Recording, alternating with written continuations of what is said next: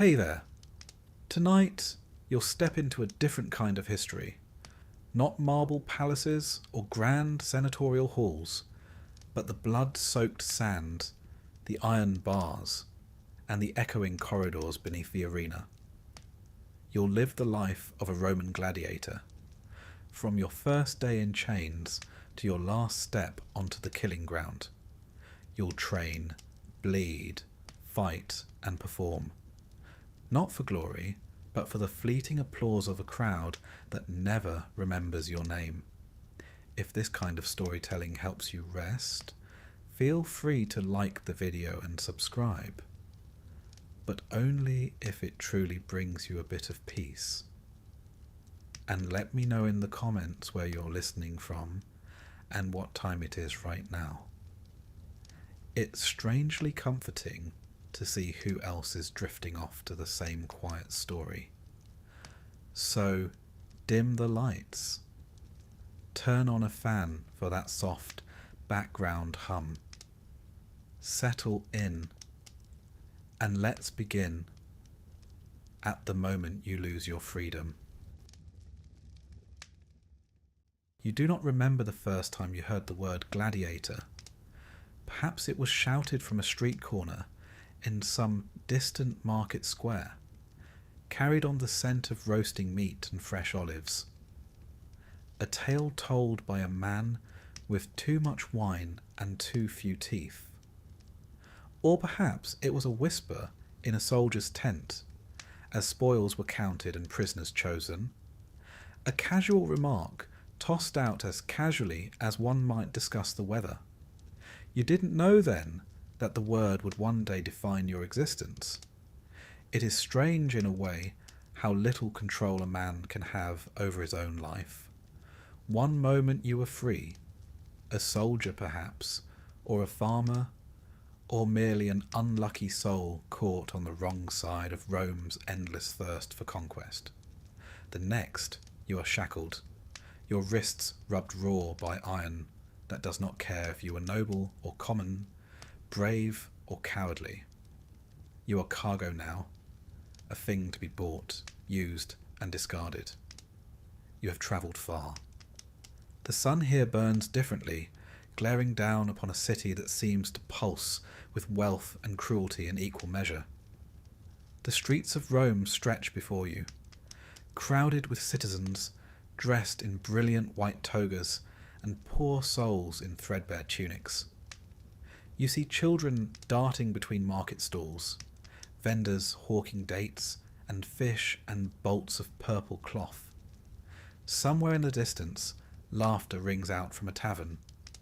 It is a city alive with sound and ambition, and none of it has any place for you.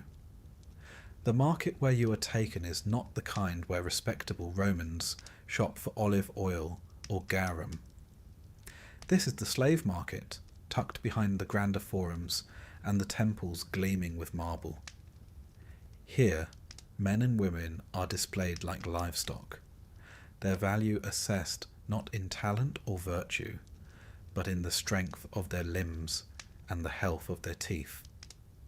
You stand with a group of fellow captives, the stink of fear and sweat hanging thick in the air. Some cry openly, others stare blankly ahead. A few, the ones who have perhaps seen too much already, wear an expression of grim resignation. You try to hold yourself steady, though your knees ache and your stomach is hollow with hunger. Days in transit have left you gaunt and dirty, your hair matted with dust. The auction begins. A stout man with a booming voice strides to the front, barking out prices as buyers stroll past. One by one, your fellow captives are dragged onto a crude, wooden platform and turned this way and that, as if they were cuts of meat at a butcher's stall.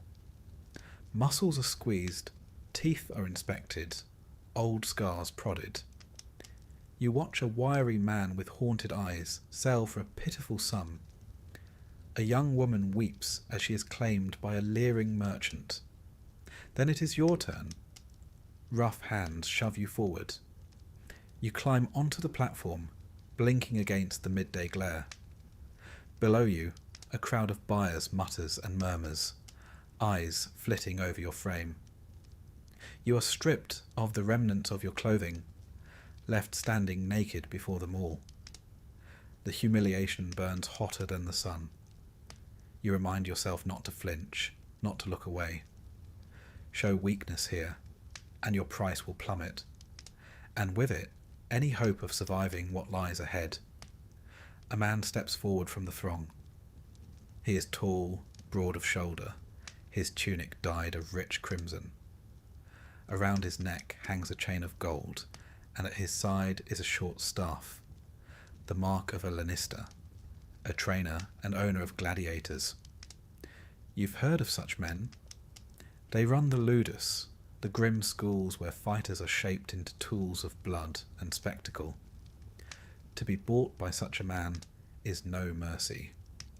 It means a life of training, pain, and the endless roar of the amphitheatre. The Lannister gestures to the auctioneer. They speak in low tones, glancing your way.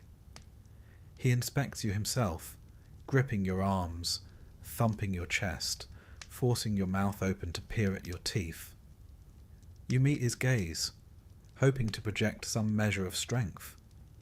He grunts, apparently satisfied. A price is agreed upon. You are sold. Iron shackles are fastened once more around your wrists, and you are led away from the market, past streets teeming with life.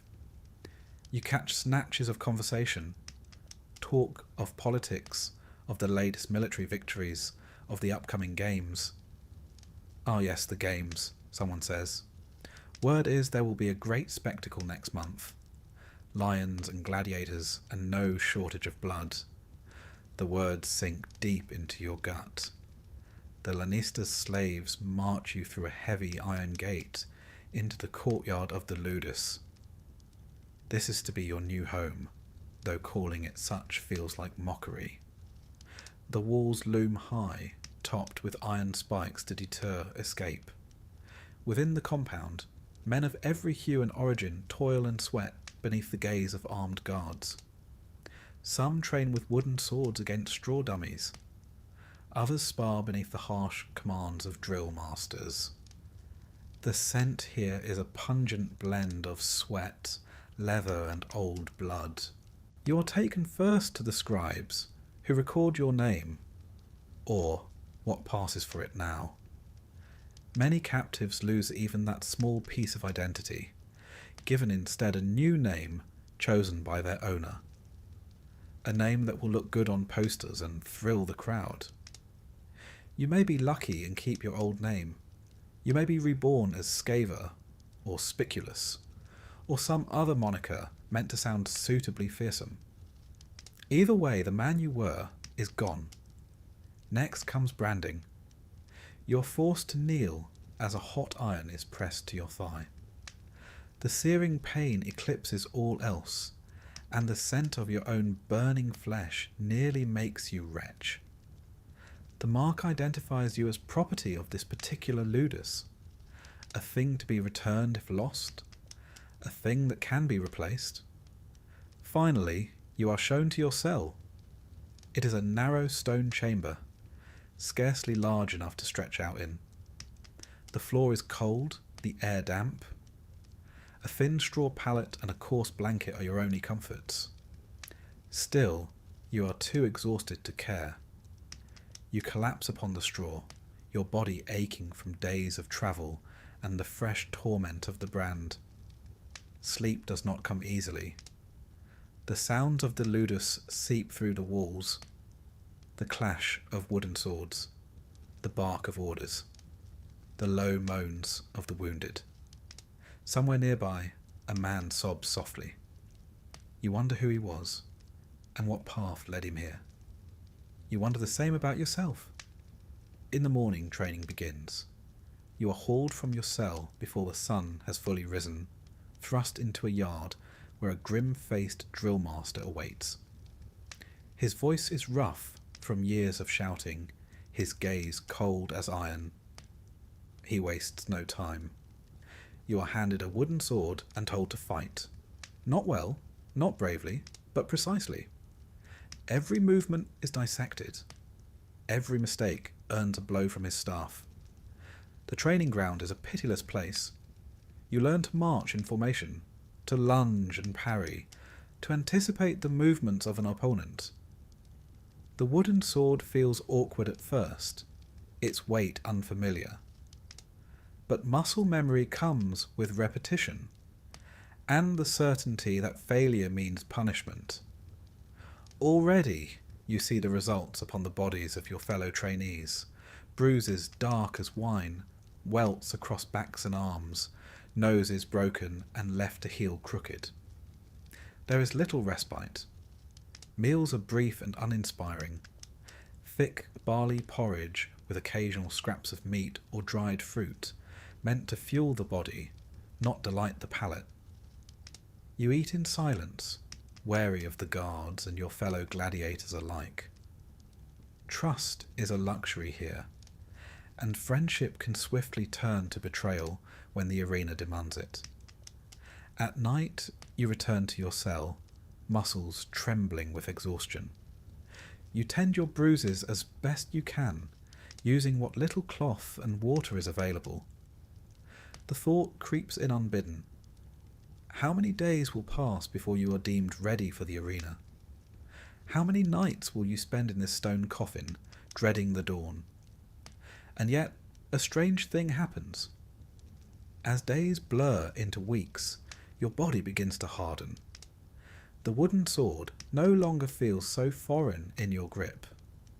Your feet learn to dance across the sand, your eyes to read the stance of an opponent. The bruises remain, but the pain dulls. Or perhaps you simply grow used to it. The drill master watches you closely. You cannot tell whether he sees promise in you, or merely another body to be flung into the pit. But you fight harder, train longer. Not out of loyalty or pride, but because survival depends upon it. One evening, as the sun dips low and the shadows lengthen, you overhear a conversation between two veteran fighters. "The games are coming soon," one says, voice low. "A dozen new men to be sent in. Few will last a day.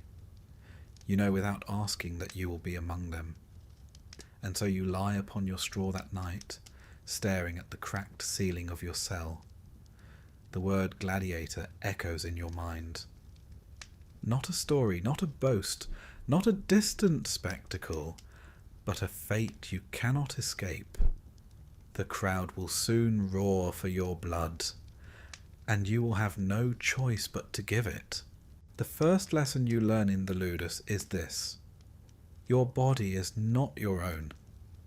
It belongs to the Lanista now, and by extension to the crowd. You may think of yourself as a man, but the daily routine here will soon teach you otherwise. You are a tool to be sharpened, displayed and broken for the amusement of others. Whether you live or die is a secondary concern, provided you entertain. Your days begin long before the sun rises. In the darkness of your cell, you stir at the sound of iron keys turning in the heavy lock.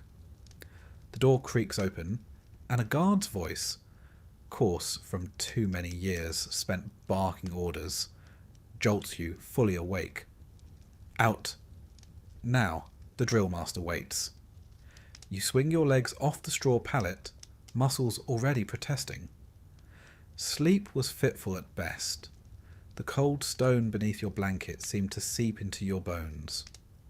Your shoulder throbs from yesterday's blow with a wooden staff. A correction, as the drill master called it. You bite back a groan. Pain is expected here. Complaining about it is not. Stepping into the corridor, you join the line of fellow gladiators in training. Some are fresh like you, eyes wide and limbs uncertain. Others bear the hardened expressions of men who have seen the inside of the amphitheatre and returned. They do not speak. They march in grim silence toward the training yard, each step measured, each glance wary. The yard itself is a harsh expanse of packed dirt, encircled by high stone walls. Wooden posts, scarred from countless strikes, stand like skeletal trees, targets for thrusts and slashes. To one side, racks of training weapons await, wooden swords, heavy shields, and blunt-edged daggers. On the far end stands the drill master, a broad-shouldered brute with arms like tree trunks, and a face that looks as though it was carved from granite. His eyes sweep over the gathered men with a mixture of disdain and grim amusement. "Form ranks," he bellows. "You are here to fight, not to shuffle like old women." You move quickly to obey. Hesitation earns only one thing here. Payne, the drill master, carries a stout wooden staff, worn smooth from years of use, not for demonstration but for striking. You have already seen men doubled over from its blows, ribs cracked beneath its merciless arc. The staff does not discriminate. Tall or short, strong or weak, it punishes all who falter. Training begins with footwork. You are taught to move in the sand with balance and speed, not the clumsy stomping of a brawler, but the measured steps of a dancer. At first it feels unnatural. Your feet drag. You stumble. A sharp crack across your thigh reminds you to correct your posture. Payne is a swift instructor. Next come the drills. You are paired with another trainee and handed a wooden sword. A rudis, deceptively simple in appearance. Its weight is intended to build strength, heavier than the real gladius you will one day wield in the arena. You are shown the basic strikes: overhead slash, thrust to the belly, cut to the thigh. Each movement must be precise. Sloppiness is punished with a jab of the staff or a derisive shout. "Again," the drill master commands. "And again." You will do this until your arms fall off, and then you will use your teeth. You lose count of the repetitions. Sweat pours from your brow, stinging your eyes. Your grip slips. Blisters bloom upon your palms. When you falter, the staff finds your ribs. "Hold it like a man, not a fishwife," the drill master sneers. You grit your teeth and press on. Between drills, you glimpse the veterans sparring at the far end of the yard. Their movements are swift, fluid, a deadly dance honed by countless hours of practice. They strike with controlled ferocity, eyes locked, bodies coiled like serpents. You watch with a mixture of awe and dread. These are the men who survive in the arena. You wonder if you will ever match their skill, or if you will die before the chance. When the sun reaches its zenith, the drill master calls a brief halt. You are herded toward a shaded corner where large earthen jars of water await. You drink greedily, the cool liquid a rare comfort. Beside the jars sits a large wooden trough filled with barley porridge, thick, coarse, and utterly joyless. Hordeari, they call you behind your backs. Barley men. It is not a compliment. The diet of a gladiator is designed to build bulk and endurance, not pleasure the palate. Barley porridge, beans, and occasional scraps of meat form the staple fare. Fresh fruit is a rarity. Wine, if given, is watered down to the point of insult. The aim is to keep you strong, not happy. As you eat, you overhear snatches of conversation. A veteran speaks in low tones to another. 2 days more, and they send us to the arena. New batch of Germans, I hear. Should be a fine slaughter. The words chill you more than the morning air. You are not yet ready. No one ever is. After the brief meal, training resumes. Now the focus shifts to defense. You are handed a heavy wooden shield and taught the art of blocking and parrying. The shield strains your already aching arms. The drill master demonstrates with cruel efficiency, striking from angles you failed to anticipate. You learn quickly that a poorly held shield is an invitation to pain. As the hours grind on, exhaustion sets in. Your legs tremble. Your breath comes in ragged gasps. Yet the drill master shows no mercy. "You think the enemy will tire first?" he shouts. "You think the crowd cares if you are weary? Fight through it or die!" The final drill of the day is the most brutal. The pell, a tall wooden post meant to simulate an opponent. You are ordered to strike it repeatedly, overhead, side cuts, thrusts, without pause. Each blow sends shock waves through your arms. The wood does not yield, neither does the drill master. "Harder, faster," he roars. "Strike as though your life depends upon it, because it does." By the time the sun dips low, you are scarcely able to lift your sword. Blisters weep blood. Your tunic clings to your sweat-drenched body. Yet you stand in ranks once more as the drill master surveys you. "Some of you may live to fight in the arena," he says. "Most of you will not. Remember this, the crowd does not cheer for the timid, they cheer for blood. Learn to give it to them, or be the one bleeding." With the grim benediction, you are dismissed. Staggering, you return to your cell. The corridor is eerily quiet. The day has left even the bravest men broken with fatigue. You collapse onto your pallet, too weary to care about the filth that clings to your skin. Sleep is no kinder tonight than it was before. Bruises throb. Muscles cramp. You shift restlessly, haunted by visions of the arena. You have seen the amphitheatre from a distance, a towering colossus of stone and sand. Soon you will stand within its pit, beneath the gaze of thousands. The thought coils in your stomach like a serpent. Dawn comes all too soon. Again the key turns in the lock. Again the guard's voice shatters the fragile peace. You rise, body stiff, and shuffle toward the yard. Another day of the same torment awaits. This is your life now, a ceaseless cycle of sweat, pain, and fear. You are being forged into a weapon, but whether you will survive long enough to wield it remains to be seen. And as the whip cracks once more in the morning light, you know this much is certain. In the ludus, mercy is as rare as wine. It is one thing to learn how to fight. It is quite another to learn how to die properly. In the ludus, both are equally important. You would think that in a school designed to turn men into living weapons, the instructors would focus solely on helping you survive. And they do, up to a point. But the grim reality is that no matter how skilled you become, no matter how strong or fast, there will come a day when some other man or beast bests you.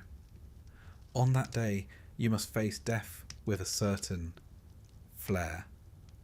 No one wants to see a gladiator blubbering and begging on the sand.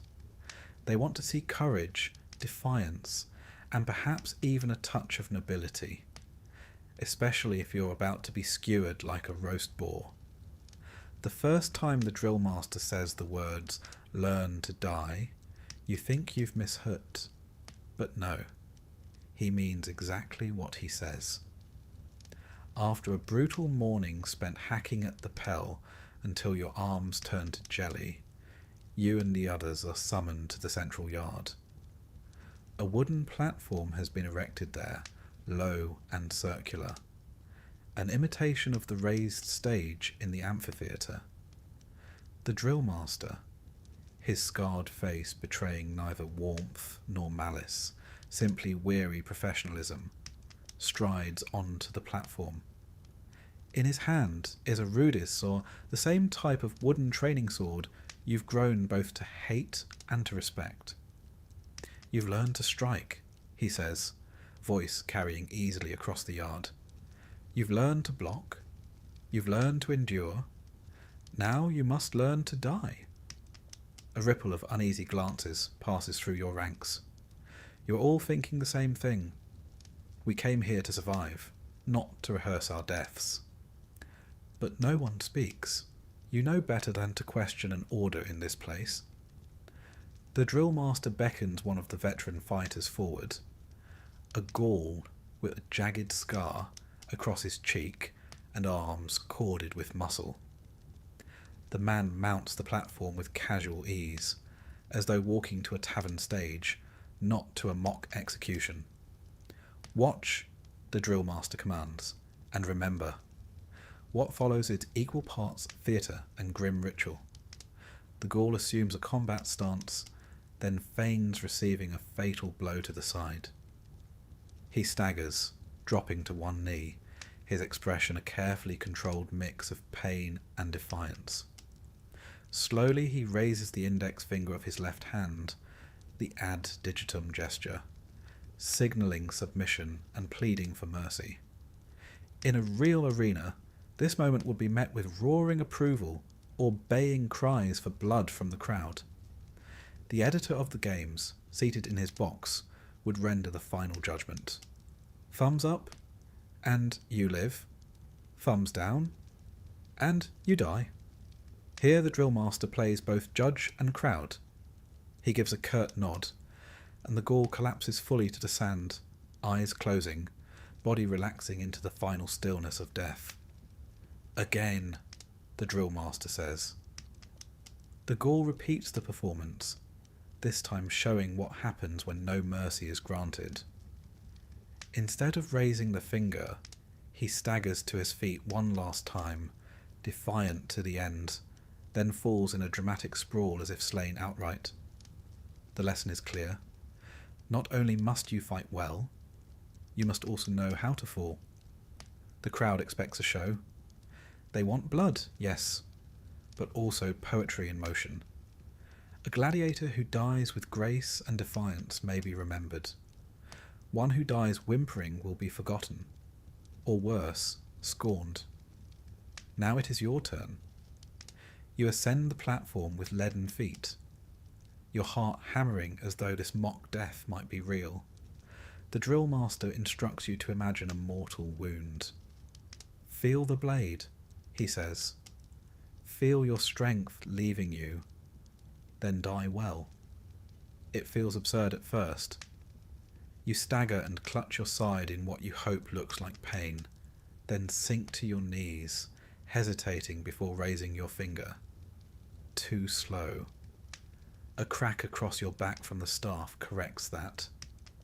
Faster, the drill master snaps. You will not have the luxury of thinking when you bleed for real. You try again, and again. With each repetition, the act becomes less awkward. You learn to fall in a way that will not break your bones but still looks convincing. You practice gasping convincingly, not flopping about like a dying fish.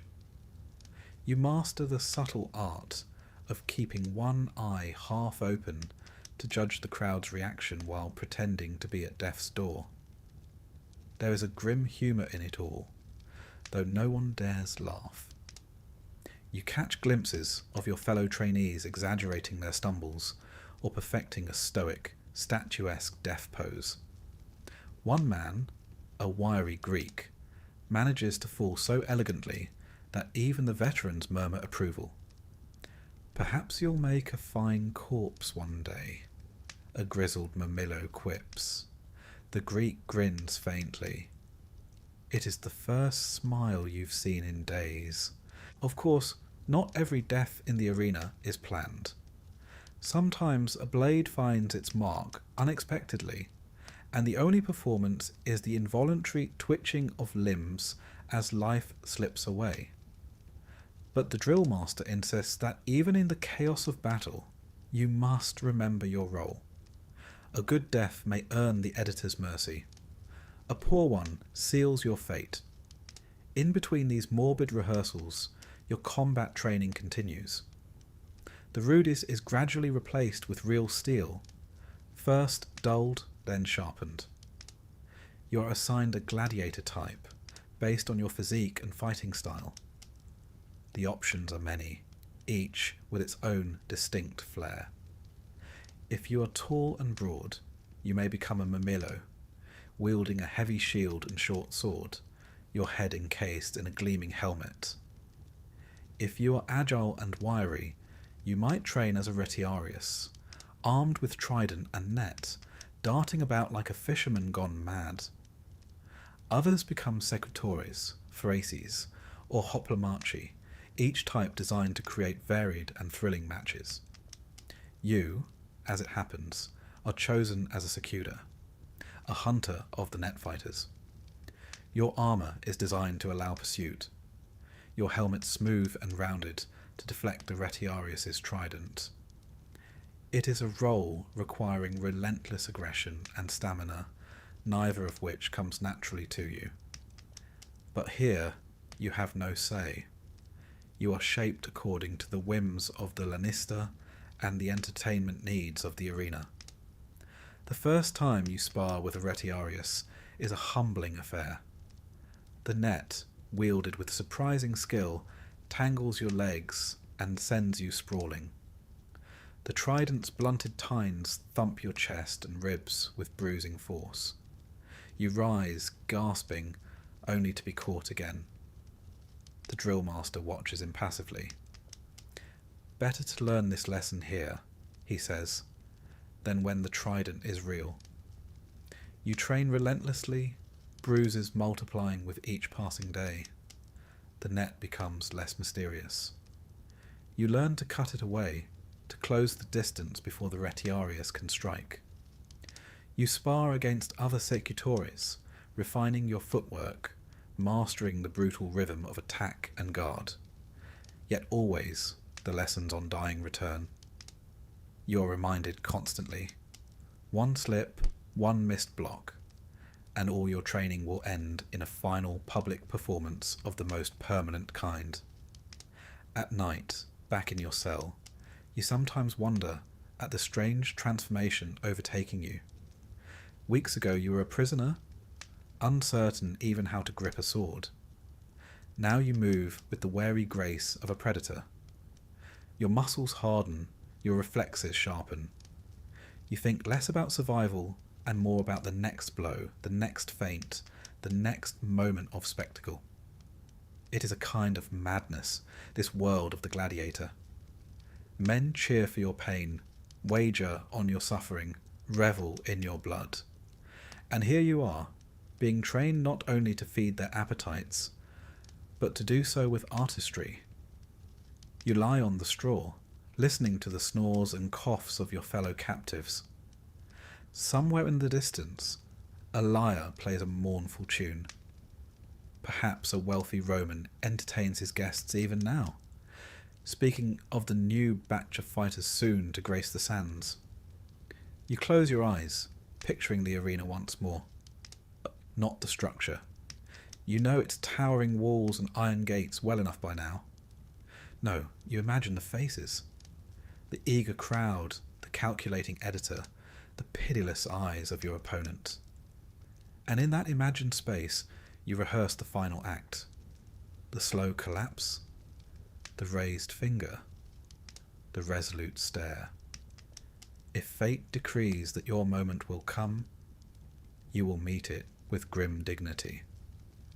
Because here, in the shadow of Rome's greatest theatre of blood, even death must be performed to perfection. You soon discover that the worst enemy in the ludus is not the drill master's staff, the blisters blooming on your palms, or even the certainty of future bloodshed. No, the cruelest torment is found in the friendships you cannot help but form. It happened slowly at first. When you first arrived, gaunt and bruised from captivity and the market, the other gladiators barely acknowledged you. They had seen too many wide-eyed newcomers to waste kindness on one more dead man walking. Yet as the days grind on and you survive each round of training, something shifts. You begin to share space in the yard with the same cluster of men. You spar against them, fall beside them, rise with them again.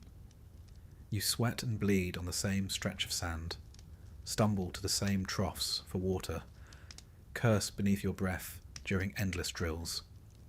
And somewhere in that weary rhythm, grudging nods turn into brief words, words into conversation, conversation into a strange and fragile form of camaraderie. There is Marcus, an ex-legionary, whose towering frame earned him a Mamaeo's shield and gladius. He speaks little of his past, but fights with terrifying efficiency, as though every opponent were a ghost from some long-forgotten battlefield. There is Philo, the wiry Greek, who somehow manages to turn even the bleakest drills into a chance for sardonic wit. At least in the arena, he quips one sweltering afternoon, the crowd will be too loud to hear the drill master shout. There is Varro, a Gaul with a booming laugh and a fondness for dice games, though his luck at them seems inversely proportional to his skill with a blade. And then there is you, still a newcomer in many ways, still learning the grim choreography of combat and death, yet no longer entirely alone. The bonds form not because you seek them out, but because the alternative is unthinkable. In this place of iron and blood, a man without allies is a man already half dead. You may not trust these men fully. Trust here is a fragile coin, but you learn to value their presence. A nod from Marcus across the yard, a muttered joke from Philo as the sun beats down, a shared loaf of coarse bread from Varro when rations run thin. Small moments, but they matter. Of course, the unspoken truth shadows every word and gesture. At any time, the editor of the Dames, or the whims of the Lannister, might decide that you and Marcus, or Philo, or Varro, will face each other beneath the roar of the crowd. And when that day comes, all camaraderie must fall away beneath the cold weight of survival. You tell yourself you will be ready if that day comes. You tell yourself it is better not to grow too close. Yet the heart rarely heeds such logic. Shared hardship breeds a kind of brotherhood that defies reason. The ludus itself encourages these uneasy bonds, though not out of kindness. The Lannister knows that a fighter who trains in complete isolation becomes brittle, prone to despair. A man who fights for something, even the faint kinship of his fellows, fights harder. And so, during rare hours of rest, you are allowed to mingle in the courtyard, to sit by the brazier when the chill creeps in, to speak in low tones beneath the gaze of the guards. It is during one such evening that you find yourself seated with Marcus, Philo, and Varro, the four of you passing a battered jug of watered wine between weary hands. The day's drills have left your bodies aching, but for a brief moment, the sting of the lash and the press of the shield are distant memories. You fight well, Marcus says quietly, staring into the flickering flames. Better than when you first came. You nod, unsure whether to feel pride or dread at the compliment. Philo smirks. At this rate, they'll have him in the arena by next moon. We should start betting. Varro laughs, the sound rolling across the courtyard like distant thunder. I will wager 5 denarii he survives his first bout, and another 5 he spends the winnings on better wine than this will. You chuckle along with them, though a knot tightens in your gut. The arena. Your first fight. The thought has haunted your nights more than you care to admit. To hear it spoken of so casually is both comforting and terrifying. As the evening wears on, the conversation drifts, from tales of distant lands to rumours of an upcoming festival where particularly grand games are planned. You learn that Philo once studied rhetoric before fate delivered him here, that Varro has a wife and son in a village far beyond the reach of Rome's legions, that Marcus fought in Germania and saw things no man should see. And you speak little of your past. It is easier that way. The man you were matters less with each passing day, yet even as laughter flickers like the firelight, the shadow remains. Each of you knows that one day, perhaps sooner than any of you wish, you may be ordered to draw steel against one another. And when that moment comes, there will be no time for hesitation, no space for mercy. The first time you witness this bitter truth is during a paired sparring match arranged for the Lannister's amusement. The fighters called are Antonius and Gaius, two men who have trained side by side for nearly a year, their friendship evident to all. They step into the sand with grim faces, offering each other a brief clasp of forearms before the signal is given. What follows is brutal and swift. There is no room for restraint. The drill master watches closely, as does the Lannister from his shaded seat. Blades flash, shields crash. Gaius gains the advantage with a sharp thrust to Antonius's thigh. Blood spatters the sand. The drill master calls a halt, and healers rush in. Yet the damage is done, not only to Antonius's flesh, but to the bond between the two men. That night, the courtyard is quieter than usual. Even Philo offers no quips. The reality of your life is clearer than ever. You may drink with a man one evening, and be expected to spill his blood the next. And yet, the friendships persist. You need them, even knowing the risk. Without them, the grind of the ludus would hollow you out from within. It is the knowing glance from Marcus when the drill master's gaze lingers too long. The whispered advice from Philo before a difficult drill. The rough hand of Varro hauling you to your feet after a bruising fall. You give such aid in return, though part of you wonders if each small kindness is a seed of future regret. One particularly sweltering afternoon, as you and Philo rest between rounds of net and trident drills, he leans close and murmurs, "When the time comes, if it comes, strike clean." No hesitation. That is the only mercy we can offer. You nod, throat tight. It is a grim pact, unspoken yet understood among all who wear the gladiator's harness. Fight as though your life depends on it, because it does. And when the blade must fall upon a friend, make it swift.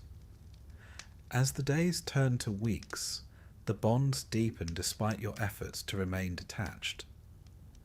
Perhaps it is human nature, refusing to be entirely crushed by the cold machinery of the games. Or perhaps it is simple madness, clinging to the illusion of connection in a world designed to strip it away.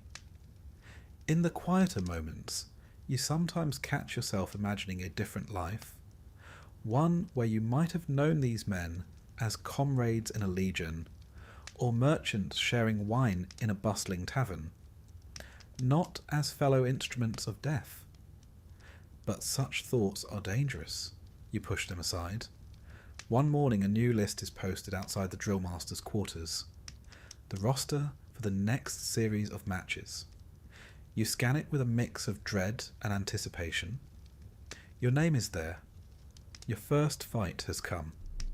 And beside it, Marcus. You feel the world tilt beneath your feet. He sees it too, across the yard.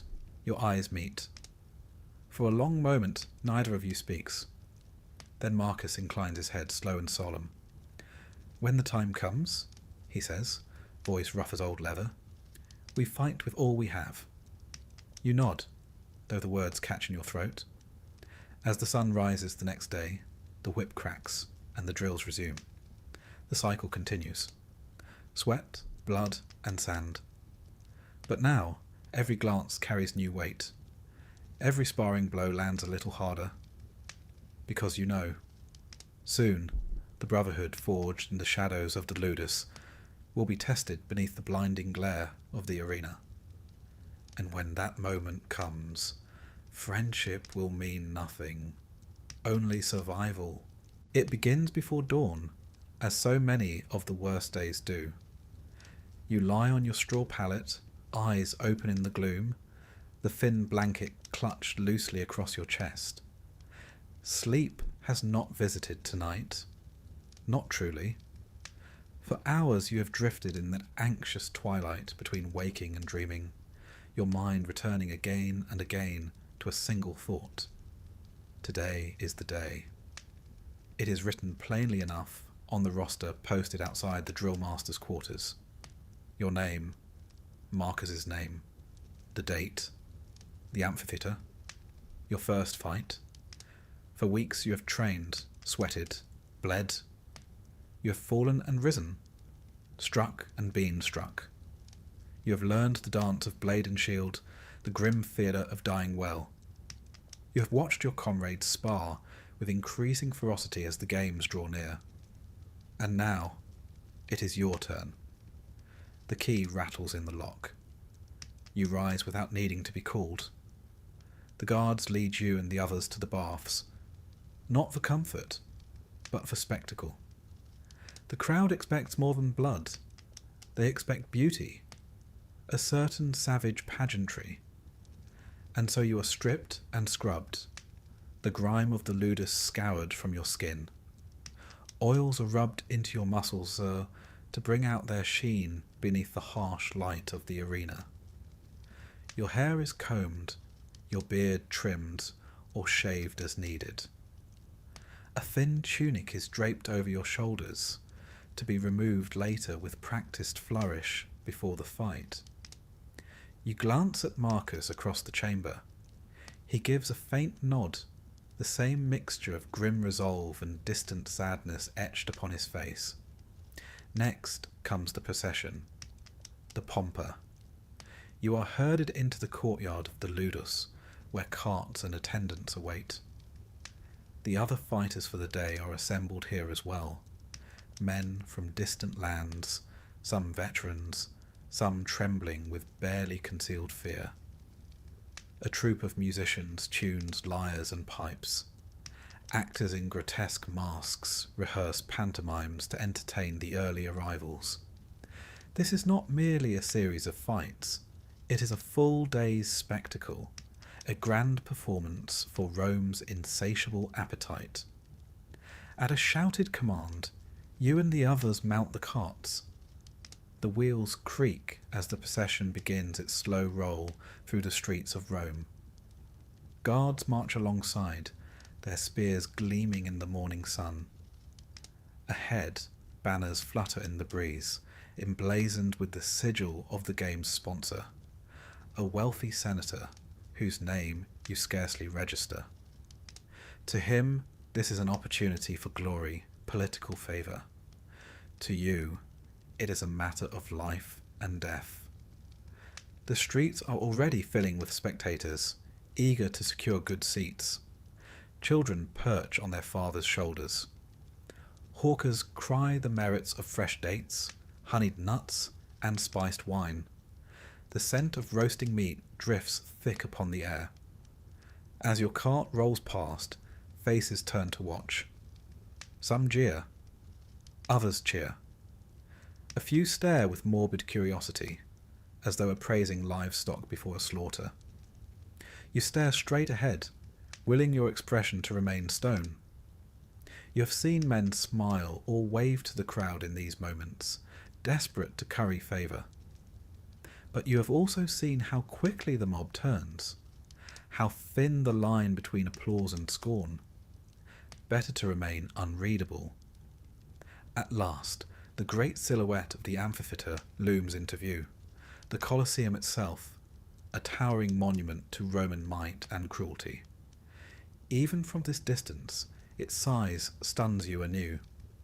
Stories and paintings do not prepare a man for the reality of its immense stone arches, its rows upon rows of tiered seating, the banners streaming from its heights.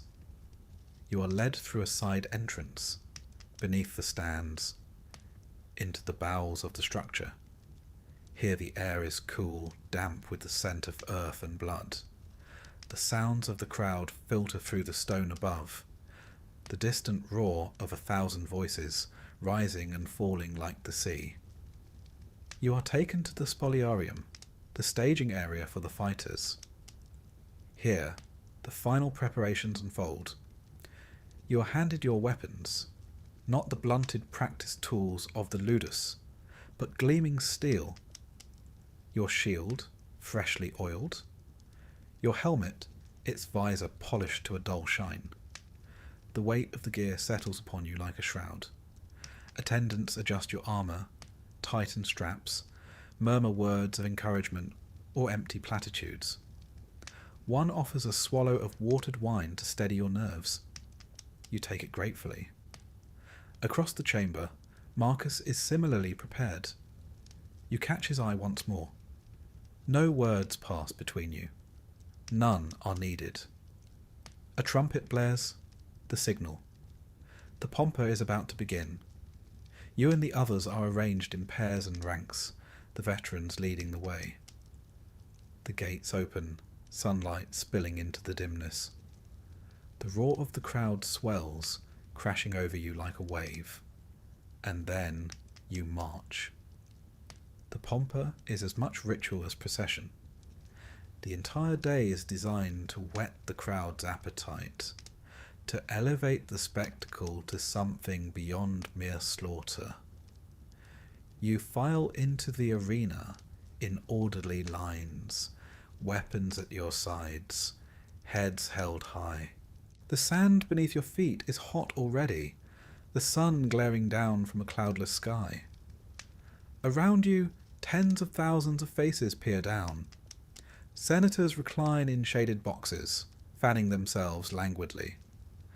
Merchants and craftsmen fill the middle tiers, shouting wages and toasting with cheap wine. The common rabble pack the upper rows, their cries the loudest and most vulgar. In the editor's box sits the sponsor of the games, resplendent in purple-trimmed robes. His gesture will determine the fate of many men this day. You wonder idly if he knows your name. Likely not. A herald steps forward, voice amplified by the acoustics of the great space. He recites the opening invocation, praising the gods and the might of Rome. The crowd answers with a cheer that rattles your bones. Then, as tradition dictates, the fighters raise their weapons in salute to the editor. Ave, Imperator, morituri te salutant. The words leave your lips with practiced ease, though their meaning weighs heavy upon your heart. Hail, we who are about to die, salute you. The crowd roars again, the pompa concludes, and you are led back beneath the stands to await your turn. The first bouts begin, mock hunts with wild beasts, archers and spearmen demonstrating their skill. The crowd delights in every bloodied pelt and fallen creature. Time stretches unnaturally in the dim holding chamber. You pace, stretch, steady your breath. Marcus does the same. At one point he speaks softly. When the signal comes, we fight. No holding back. You nod. You had hoped the Lanista might pair you with another, but fate, or cruelty, has decreed otherwise. Another trumpet blast. The next bout is called. Your name, Marcus's name. You grip your sword tighter, the leather of the hilt warm against your palm. The guards lead you once more through the corridors, up the ramp to the arena floor. The sunlight blinds you for a heartbeat as you emerge. The crowd surges to its feet. voices crashing together in a deafening wall of sound. You face Marcus across the sand. The editor raises his hand, the signal to begin, and in that instant, all friendship falls away. You move first, shield high, sword angled low. Marcus meets you head on, his blade flashing. The dance begins. Thrust, parry, shield slam, step aside, circle, strike. Your world narrows to the gleam of steel and the heat of the sun upon your back. Each blow is delivered with grim precision. There is no room for hesitation. To falter now is to die. You land a cut to Marcus's shoulder. He grimaces but counters with a blow that rattles your shield. The crowd roars approval, hungry for more. Blood spatters the sand. Time loses meaning. You fight as though possessed, driven by training, instinct, the primal will to survive. Somewhere beneath it all, a small voice whispers of sorrow, but it is drowned by the clash of blades. At last, Marcus stumbles, the wound on his shoulder slowing his shield arm. You seize the opening, driving him back. He falls to one knee, breathing hard, sword trembling. He raises his finger, the ad digitum, signalling surrender. You lower your blade, chest heaving. The editor stands, considering. The crowd chants, some for mercy, others for blood. A moment suspended in time. At last, the editor gives a curt nod. Mercy granted. Relief floods you so swiftly it nearly unmakes you. You lower your sword fully, helping Marcus to his feet. For a brief heartbeat, amid the deafening cheers, your eyes meet, and in that gaze is everything words cannot say. You march from the arena together, battered but alive. Today you have survived the crowd. Tomorrow, who can say? You would think that after the first fight, the blood, the roar of the crowd, the crack of steel upon bone, a man would grow numb to fear. That something inside would harden, like iron forged in the fires of the arena. But fear is not so easily banished. It merely learns to hide beneath the surface, biding its time until the next trumpet sounds. In the days following your match with Marcus, you walk through the Ludus with a strange new weight upon your shoulders. On the surface, little has changed. The drills continue. The drill master shouts. The staff cracks down upon those who falter. Yet among your fellow gladiators, there is a subtle shift. Some offer you nods of respect now, brief and unsentimental. Others glance away, as though wary of a man who has already faced the sand and returned. Marcus remains your companion in training, though there is an unspoken understanding between you. What was tested in the arena need not be discussed. You are sore in places you did not know could ache. The wound on your ribs, courtesy of Marcus's last desperate thrust, oozes and burns beneath the crude poultice the healers applied. You limp through the next few days of footwork drills, each step a reminder of your fragile mortality. And still, the cycle grinds on. The second lesson of the arena is this: survival alone is not enough. The crowd must be entertained. The editor must be pleased. A fighter who wins without spectacle earns little favour.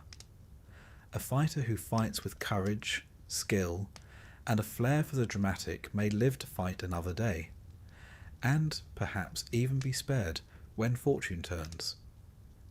You are taught this lesson not in the dusty yard of the Ludus, but beneath the vaulted ceiling of the amphitheatre itself.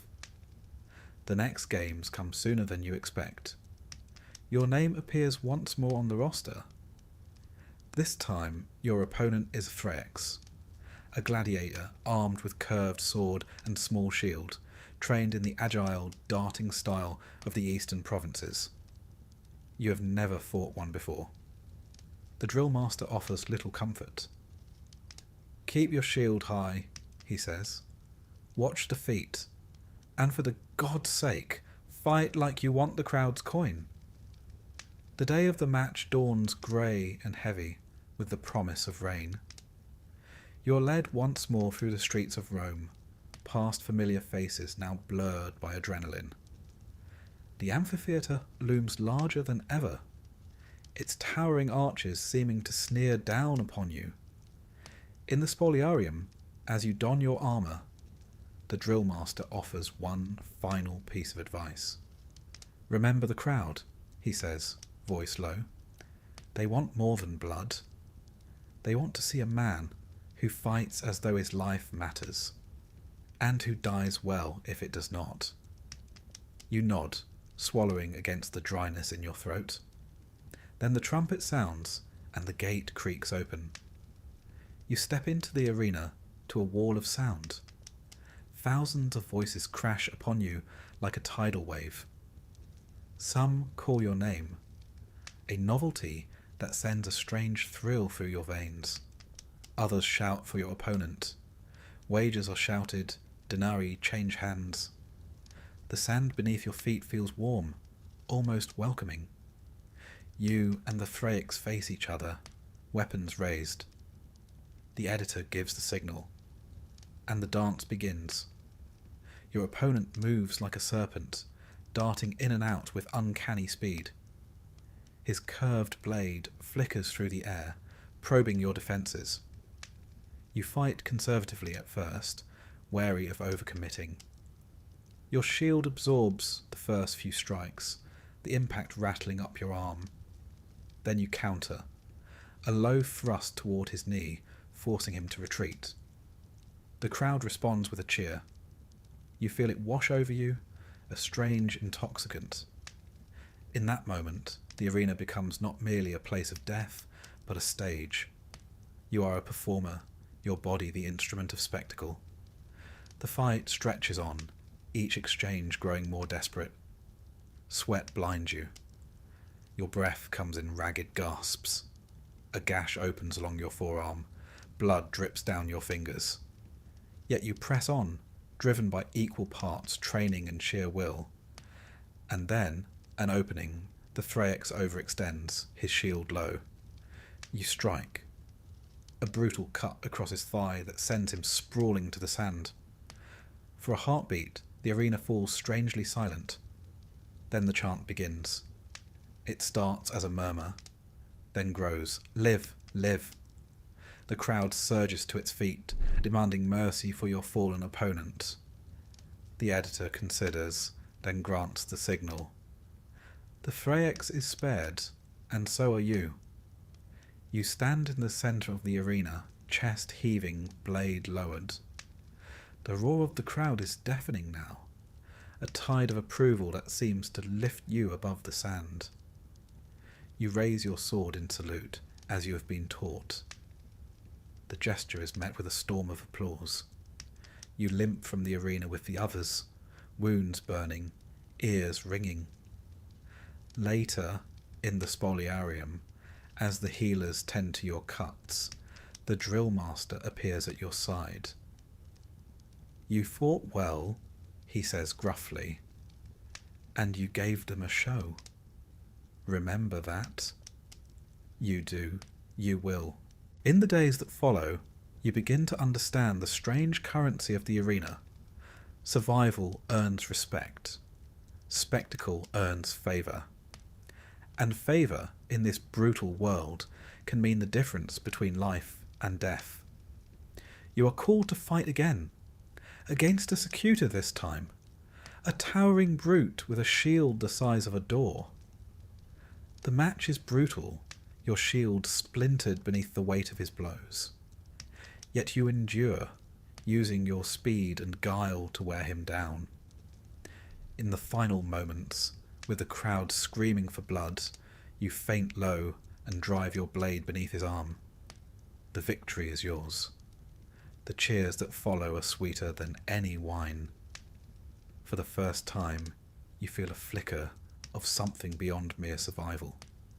A twisted pride, a recognition that you have become more than a man in chains. You are a gladiator now, a creature of blood and sand, bound to the crowd's fickle adoration. Of course, favour is a blade with two edges. The more the crowd loves you, the more they wish to see you fight, and the more reluctant the editor may be to grant mercy should fortune turn against you. A beloved gladiator who dies well is worth more in death than in life. You see this truth firsthand when a fellow fighter, Lucius, a retiarius famed for his daring style, falls in combat. The crowd, hungry for spectacle, demands his death. The editor obliges. His broken body is dragged from the sand amid cheers. That night, as you sit by the brazier with Marcus and Philo, the wine tastes bitter. The crowd cheers for your victories, Philo says softly, and they will cheer just as loudly when you fall. You nod, the weight of the words sinking deep. Yet when the next trumpet sounds, you will answer. You must. The arena does not care for doubt or hesitation. It demands blood, spectacle, and the perfect illusion of courage. And so you will fight, again and again, for survival and for applause, until the day comes when no amount of skill or favour can save you. You survive the fight, this time, and that, you soon learn, is a mixed blessing. For though you limp back to the dim recesses beneath the arena, battered but alive, survival brings with it a grim price. Pain. Not the sharp, clean pain of a fresh wound that you can grit your teeth through. No, what follows is a dull, gnawing ache that sinks into your bones and never quite leaves. The spoliarium is quiet when they lead you in. The other fighters from the morning bouts lie sprawled on wooden benches or bare stone, their bodies bearing the raw evidence of the crowd's appetite. You stagger to a corner, shield arm trembling, ribs burning with each breath. A healer approaches. Not a physician of the learned sort, mind you, but one of the grizzled old attendants who patch up gladiators as best they can before the next round of games. He glances at your side, pokes the purpling flesh with blunt fingers, and grunts. Bruised, maybe cracked. You'll live. You might have preferred a touch more ceremony. A poultice is slapped unceremoniously over the worst of the bruising. A pungent concoction of herbs and what smells suspiciously like sour wine. Keep it on overnight, the man advises, and try not to breathe too deep. You stifle a bitter laugh. The deeper truth of the arena reveals itself in such moments.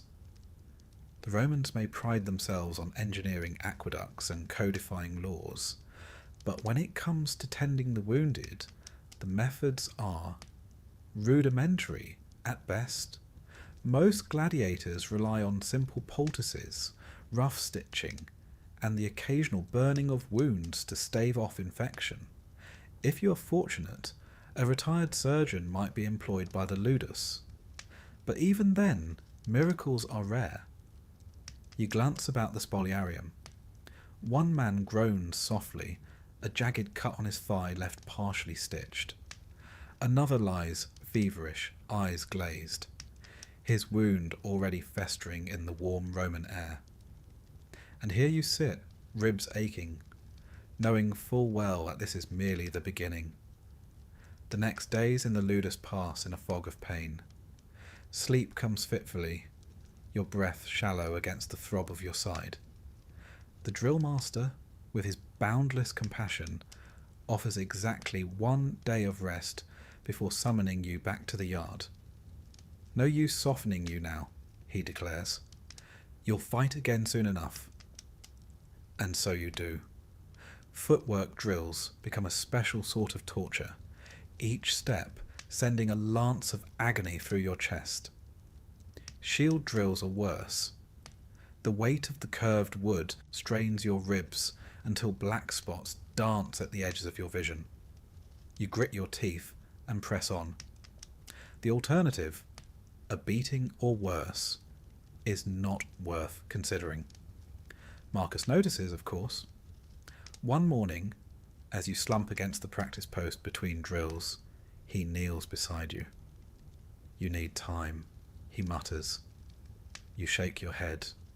There is no time, not in this place. The games will not wait for your bones to heal. And therein lies the quiet cruelty of a gladiator's life.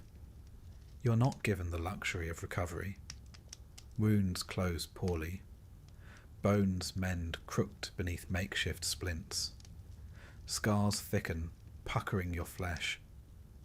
You learn to fight not as you once did, but as you can, compensating for injuries that no healer will ever truly erase. Over the weeks that follow, your body transforms yet again. Not into the honed weapon the drill master once envisioned, but into something harder, meaner. A vessel shaped by pain as much as skill.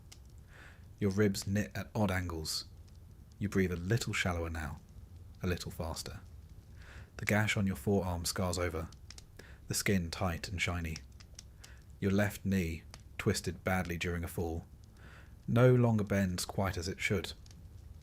Each morning you rise from your pallet feeling older than your years.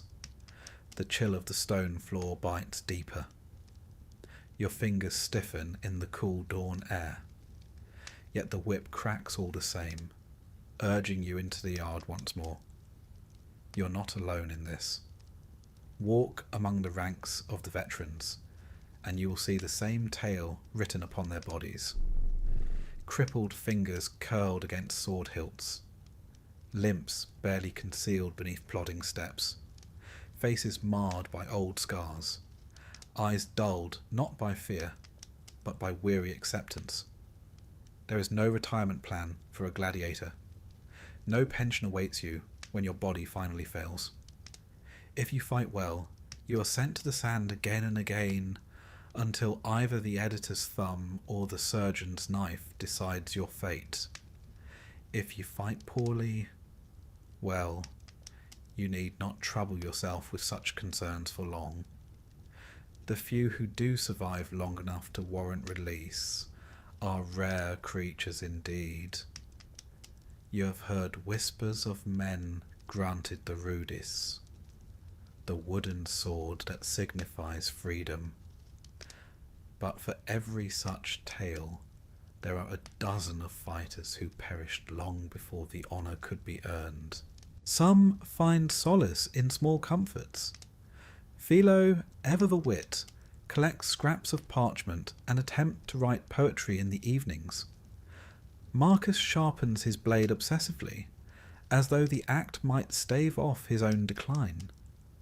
You have taken to walking the perimeters of the yard when time allows, the slow, measured steps helping to loosen your aching joints. Yet even as your body rebels, the demands of the crowd remain unchanged. The next games are announced with fanfare, a grand spectacle to mark a visiting dignitary's arrival. The lanista beams with pride. His fighters will take centre stage. Your name is among those called. You are not surprised. The drill master offers no comment, merely watching you with that inscrutable gaze. He knows as well as you do. Every bout now carries greater risk. One misstep, one faltering breath, and the pain you carry will betray you. The day of the fight dawns with leaden skies. Rain spatters the sand, turning it slick beneath your feet. You stand beneath the archway, helmet in hand, ribs tightly bound beneath your cuirass. Each breath feels like a dagger's edge. Your opponent this time is a Momillo, broad-shouldered, younger, unscarred. You see it in his eyes, the hunger of a man who still believes in victory. The trumpet sounds. You fight. The first exchange is a blur. Steel clashes against steel. Shields slam together. You move instinctively, drawing upon every grim lesson the ludus has etched into your bones. Yet your body betrays you. A pivot sends a jolt of agony through your side. Your shield arm wavers for a heartbeat too long. The Mamillo strikes, a glancing blow, but enough to stagger you. The crowd roars. You grit your teeth, force yourself upright. There is no choice. You fight on, each movement measured, conserving what strength remains. The bout stretches on, your opponent growing frustrated, overextending in his eagerness. And in that moment of recklessness, you find your opening. Your blade scores across his thigh. He stumbles. You press the advantage, driving him back until he raises his finger in surrender. Mercy is granted. You stand alone upon the bloodied sand, chest heaving. The crowd cheers, but you hear it only dimly. All you feel is the searing pain radiating through your side, the trembling in your legs. Later, in the spoliarium, as the healers tend to your wounds with their usual rough efficiency, the drill master approaches. For once, his voice is not sharp. "You fought well," he says, "but you are breaking." You know he is right, and yet the cycle will continue. There is no respite, no path to healing. You will fight again, and again, until the day your body finally refuses to rise from the sand. As you lie upon your pallet that night, staring at the cracked ceiling above, a grim thought takes root. The crowd always demands more. No matter how broken you become, the cheers will echo all the same. And when the cheers fade, well, you will not be the one to hear them. If you survive long enough in this life, long enough to be patched up, limping but upright, dragging your battered body back into the arena again and again, something strange happens. They start to remember your name. At first, it is just a few murmured words as you walk through the narrow streets of Rome, escorted by the guards of the ludus on some errand. A child's excited whisper. "That one. I saw him fight the Mamillo, the one with the crooked shield arm." Or a merchant's shout from behind his stall. "A good show, Secutor. More next time, eh?" You learn quickly that the crowd loves a man who fights through pain, who refuses to yield when the odds turn grim. Perhaps they see something of themselves in it, or perhaps they simply enjoy the theatre of watching a man defy his own breaking point. Either way, word spreads. And when word spreads, the real chains begin to tighten. You do not truly grasp this until a few weeks after your latest fight. Another brutal slog that leaves your ribs burning and your knee refusing to fully bend. You are called not to the usual drills that morning, but to the Lannister's private quarters. This alone is enough to send a chill through your bones. The Lannister sits behind a carved table, a goblet of rich wine in one hand. He regards you with a thin smile, the sort of smile a man gives to a prized hunting dog before deciding how best to parade it before his guests. "You have become popular," he says simply. "Your last bout brought fine wagers, and the crowd spoke well of your defiance." He sips his wine, considering. "You will fight again soon, of course. But first, a performance." You blink, uncertain. "There is a banquet," the Lannister continues, "a senator's feast. He wishes to parade his power, to entertain his guests with the presence of true arena fighters. You will attend. You will look strong, formidable. You will not embarrass me." You open your mouth to protest. Not that it would do any good. But the Lannister waves a dismissive hand. "You will be paid, of course. A few coins for your trouble. Consider it an honour An honour! You nearly laugh. And so it begins. You are dressed in full battle gear, not your battered training kit, but gleaming armour polished until it blinds the eye. Your shield bears a fresh coat of paint. Your helmet is adorned with crimson plumes. You are transformed from the weary, scarred fighter of the Ludus into an idealized image of Rome's martial might. You and a handful of other favoured gladiators are escorted to the senator's villa that evening. The city bustles with torchlight, the streets crowded with revellers and the scent of roasted meats. You are paraded through the grand entrance like some exotic beast, guards flanking you on either side. Inside, the villa is a riot of opulence. Marble columns gleam in the torchlight. Silk-draped couches sag beneath the weight of bloated senators and perfumed courtesans. Musicians pluck lyres and strum zithers, their melodies nearly drowned beneath the buzz of drunken conversation. You are positioned in the centre of it all, a living decoration. The guests gawk and point, some emboldened by wine enough to shout crude encouragement. One particularly corpulent noblewoman beckons you closer, fingers laden with gold rings. She peers at you as though inspecting a prize ball. "So this is the famed Secutor," she coos. "I had heard you fight with such passion." Her laughter is high and false. You say nothing, merely bow as you have been taught. Later, at the senator's command, you and your fellows are ordered to stage a mock duel in the villa's courtyard. The ground is uneven, slick with spilled wine. The blades are dulled, but the expectation is clear. Give them a show. Bleed if you must, but do not disappoint. You fight, of course. You always fight. When it is over, coins are tossed at your feet like scraps to a performing dog. You gather them silently, pride swallowed as you return to your place by the marble columns. This is the new pattern of your life. The days blur into a grim cycle of training, recovery, and spectacle. You are called to fight in the arena often now. Your name alone enough to draw wagers and cheers. The crowd expects more from you with each bout. Bolder strikes, bloodier wounds, the refusal to fall even when your body screams for rest.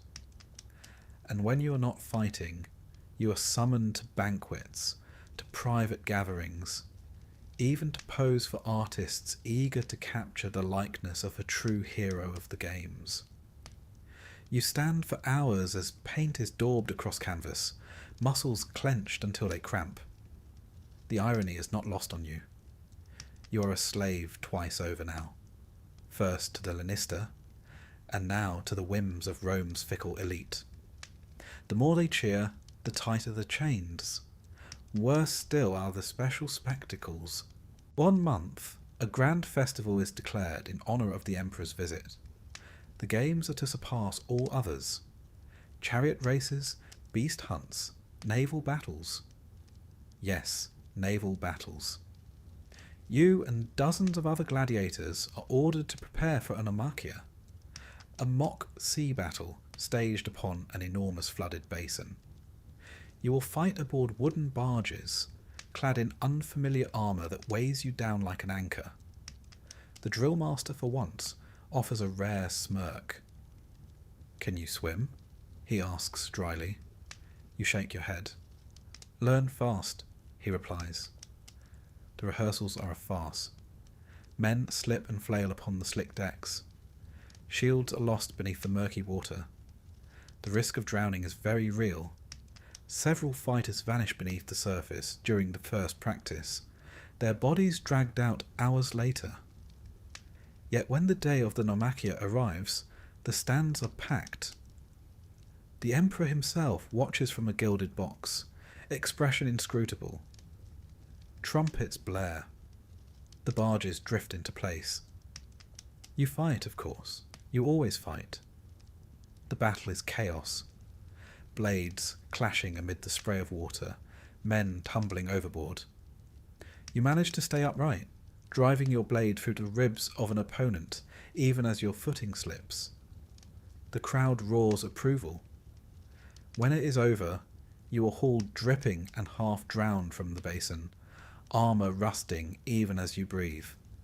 Another spectacle complete. Another debt paid. And still, the summons come. You begin to dread the sound of approaching footsteps in the ludus. The messenger bearing the next invitation, the next command to perform. You long for the relative simplicity of the arena, brutal though it may be. There at least the rules are clear. Fight or die. Here, in the gilded cages of Rome's elite, the demands are endless and ever more demeaning. You overhear the lanista boasting one evening to a visiting patron. "He is one of my finest," he declares, no doubt speaking of you. "A true crowd favourite. They would pay handsomely to see him fall. But not yet. Not yet." You realise then, with bitter clarity, that your fame is a double-edged sword. It shields you for now. The crowd would not easily forgive your casual execution. But it also ensures you will be used until there is nothing left to use. You think of Lucius, the retiarius whose grace once dazzled the crowds. In the end, they demanded his death for the crime of growing predictable. You think of Varro, your old comrade, sent to a distant provincial arena to please some minor governor. He never returned. And you think of yourself, a man who once fought simply to survive, now fighting to sustain an illusion. You are not free. You have never been free. And as the days pass, as the wounds mount and your strength ebbs, one truth becomes ever clearer. The more the crowd loves you, the more they will demand of you. Until one day they will demand it all.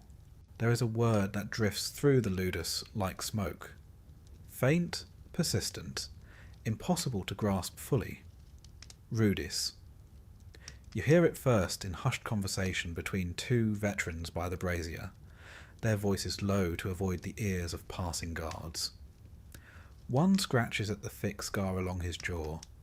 The other stares into the flames as though trying to divine his future in the flickering embers. "He's won 14 now," the first murmurs. "The editor says if he survives the festival bout, they'll grant him the rudis." The other snorts softly. "If he survives, if the crowd wills it, and if the lanista doesn't find another use for him first." You pretend not to listen, but the word lodges deep in your mind. Rudis. A simple wooden sword. Symbolic, yes, but imbued with a power greater than any steel. To be awarded the rudis is to be granted freedom, to walk away from the bloodied sands of the arena as a man once more. Or so they say. The thought festers as the days pass. You train, you fight, you endure. Each morning you rise with the same aches, the same creeping exhaustion in your limbs. Your fame within the arena grows. The crowd calls your name now when you step onto the sand, wagering with wild fervour on your bouts. You are paraded at more banquets, summoned to yet more performances, always expected to bleed a little more brightly than before. And beneath it all, the hope of the rudis glimmers like a cruel star. You learn soon enough that the path to freedom is neither clear nor fair.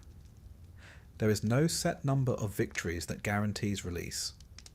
Some men have been awarded the rudis after a dozen matches, others after 2 dozen. Some fight for years without ever being granted the honour. The decision rests with the editor of the games, the lanista, and, always, the fickle will of the crowd. The more they love you, the more they wish to keep you. A popular gladiator fills the editor's purse and the lanista's coffers. To free such a man is to kill the golden goose. And so promises are dangled, postponed, quietly forgotten. Still you count. By your reckoning, you have survived 18 matches now. 18 times you have faced death beneath the hot Roman sun. 18 times you have walked away, limping perhaps, bleeding certainly, but alive. And the crowd cheers louder with each return. It is during a rare moment of respite, a cool evening by the brazier, your ribs tightly bound, a thin blanket drawn across your shoulders, that Marcus speaks of it plainly. You think of the rudis, he says, more statement than question. You nod. There is no point denying it. Marcus exhales a slow breath.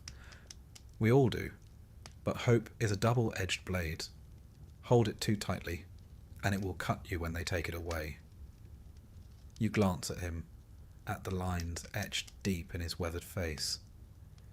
He has survived longer than most, a fact that brings both respect and pity from the others.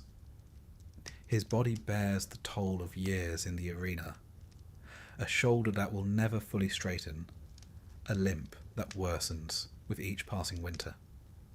I have seen men granted the rudis, he continues. I have seen more who should have been, and weren't. The editors promise much when the crowd is watching. Later, well, there is always another match, another game, another reason to delay. You say nothing, but the seed of bitterness takes root, and yet the hope remains. You cannot help it. It becomes a silent companion, whispering to you in the darkness of your cell, urging you through each punishing drill. One more match, you tell yourself. Perhaps one more. Perhaps then. The festival games approach, a grand affair marking the emperor's latest triumph in the provinces. The city swells with visitors, the amphitheatre prepared for spectacle beyond measure. The roster is drawn weeks in advance, your name listed prominently among the headlining bouts. The lanista calls you to his quarters. Fight well, he says, eyes gleaming. The editors will be watching. The crowd too. Give them a show, and who knows? The Rudis has been awarded at lesser games. His smile is thin as parchment. The day of the festival dawns beneath cloudless skies.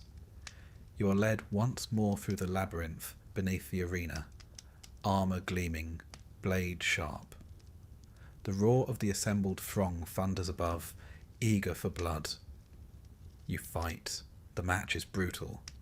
A duel against a famed Retiarius, nimble and cunning. The net tangles your shield arm early, forcing you into a desperate defence. You fight on instinct. Every breath a struggle. Every movement drawn from the marrow of your battered frame. In the end, you prevail. Barely. You stand over your fallen opponent, blade raised in trembling hands. The crowd erupts in a frenzy, chanting your name. Coins rain upon the sand. From the editor's box, you see him confer with his attendants, then rise. He raises a hand. The crowd falls silent. You have fought with honour, he proclaims, with skill and courage beyond measure. Rome salutes you. The words hang in the air. Your heart pounds. Will he say it? Will the Rudis be granted here now, before thousands of witnesses? But no. The words are praise, nothing more. No wooden sword is brought forth. No freedom bestowed. You kneel in the sand, the cheers washing over you like a cruel tide. Later, as you are led from the arena, Marcus meets your gaze. He sees the hollow ache in your eyes and nods grimly. No words are needed. You return to the ludus, body aching, spirit worn thin. In the days that follow, the hope dims, not extinguished, but dulled beneath the weight of fresh bruises and old scars. And yet men speak of it still. Did you hear? Cassius was granted the rudis in Corinth. A mere 10 fights. The editor wished to honour his friend. And Titus? 22 matches. No rudis, dead now. You learn that even for those who do win freedom, life is no easy path. Former gladiators, liberti gladiatoris, are marked forever by their past. Many find themselves shunned from respectable society, denied the dignity they fought so hard to reclaim. Some turn to guarding merchant caravans or serving as bodyguards for the wealthy. A grim irony for men who once thrilled the masses.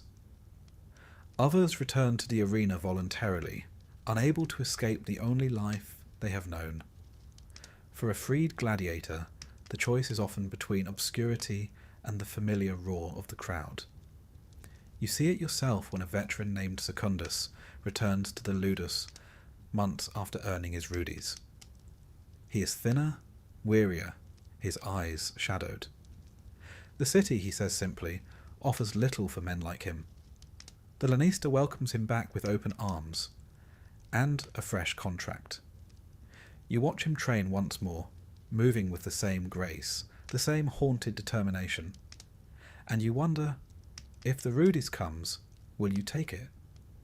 Will you truly be free, or merely exchange one set of chains for another?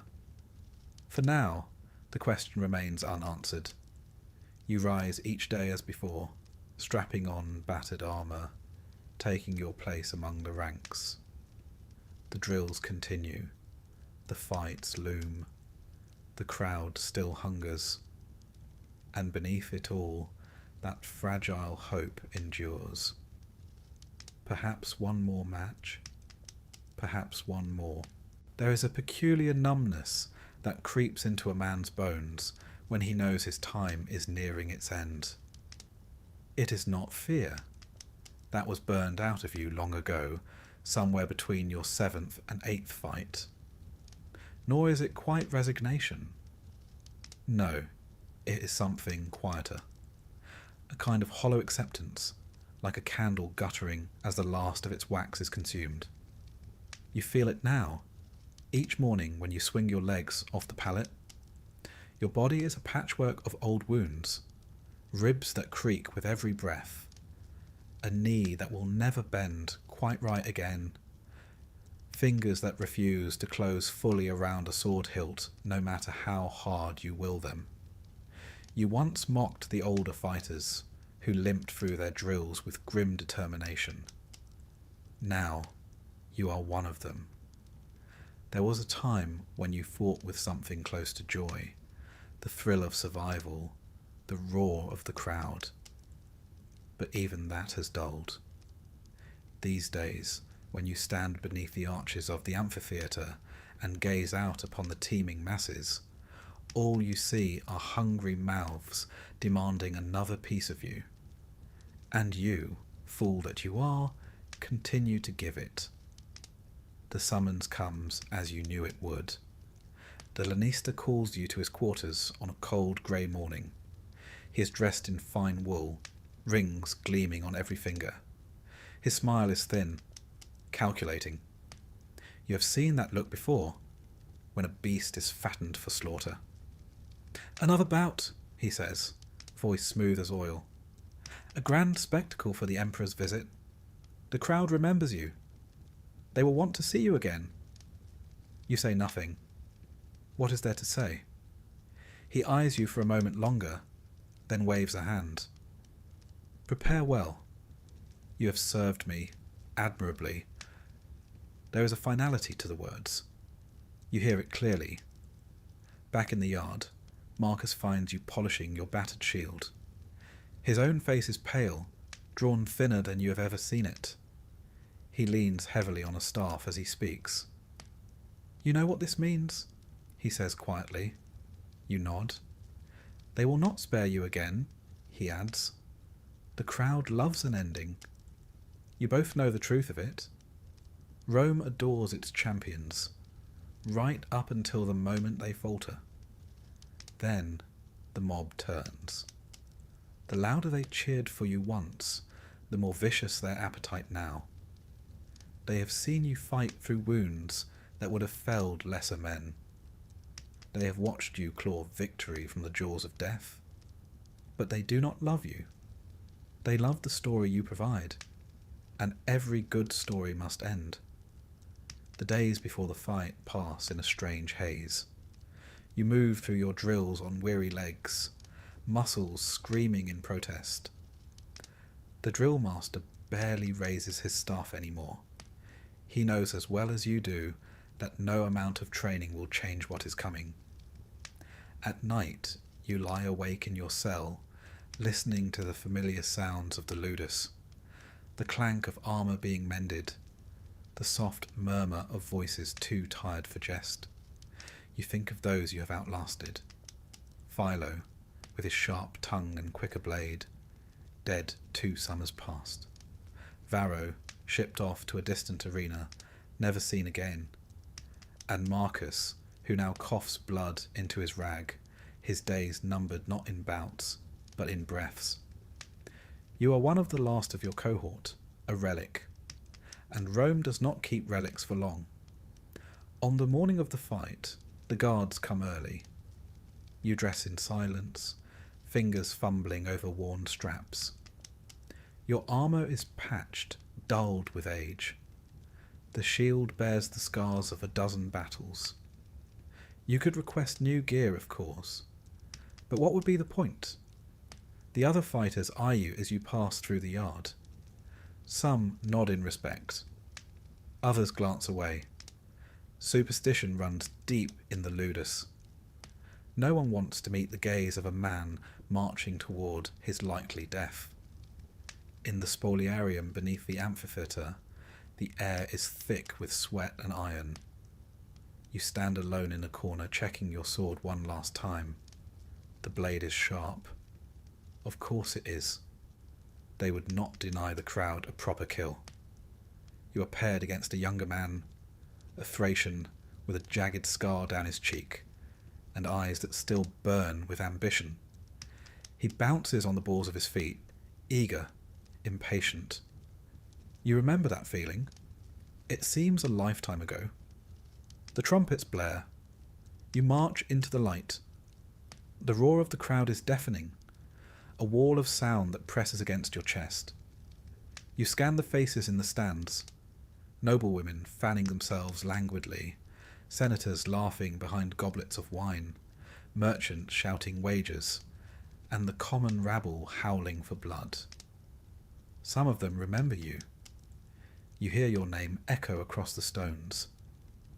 But there is a different tone to the chant now, not adoration, but expectation. They have come for an ending. You step onto the sand, joints stiff, breath shallow. The Thracian waits across from you, blade gleaming in the sun. He sneers slightly, a young lion eager to prove himself. The editor stands, hand raised. The signal is given. You fight. It begins as all fights do. Steel against steel, shields clashing, the rhythm of attack and defence. You fall into the familiar pattern, body moving on instinct. But it is different this time. Slower. Every parry costs you more. Every pivot sends a flare of agony through your knee. The Thracian is fast, too fast. You weather the first flurry of blows, shield absorbing the worst of it. But you feel the gap widening. A half step slower here, a fraction late there. The crowd senses it too. Their cheers grow louder with each strike that lands. A glancing blow splits the flesh above your brow. Blood trickles into your eye, blurring your vision. You blink it away, teeth clenched. You fight on. Because that is what you do. Because you always fight. You score a cut across the Thracian's thigh. A lucky strike. The crowd roars approval, but it is not enough. Your shield arm falters after a heavy blow. The Thracian lunges, driving his blade beneath your guard. The steel bites deep into your side. You gasp, knees buckling. You drop to the sand. The world narrows to a tunnel of sound and light. You feel your heart pounding, the warmth of blood soaking through your tunic. Instinct drives your hand upward, fingers extended in the plea for mercy. For a moment, the arena holds its breath. The editor rises, the crowd chants, their voices a blur. You cannot make out the words. It doesn't matter. You already know. The editor lowers his thumb. You bow your head. The Thracian hesitates. Young still, perhaps not yet hardened to the final kill. The editor's gaze hardens. The young man steps forward. The blade pierces your chest. A cold bloom spreads through your body. You gasp once, twice, and then the darkness takes you. You do not hear the final cheer. You do not feel your body dragged from the arena, stripped of armour, tossed among the others in the spoliarium. You do not know that within a day your name is gone from the betting boards, replaced by newer, fresher blood. You do not see the next group of recruits arrive at the ludus, wide-eyed, unscarred, their fate already written in the sand. You are dust now. One more forgotten ghost beneath Rome's towering arches. The crowd will cheer again tomorrow, and the sands, as always, will hunger still. Congratulations! You've just woken up in ancient Rome. Not in a palace, not in a marble villa surrounded by fountains and toga-clad servants feeding you grapes. No, you've landed where most people lived, where the plumbing is theoretical, the walls are one good fart away from collapse, and your upstairs neighbour is always, always stomping around like a gladiator on leg day. You're in an insula, the Roman version of an apartment building. Sounds promising, right? Maybe something with a courtyard, a bit of sunlight. Wrong. The Latin word insula literally means island, and that's the first clue that you are absolutely stranded. You're on the 4th floor, if you're lucky. Anything higher than that, and you're basically living in the rafters of a fire hazard.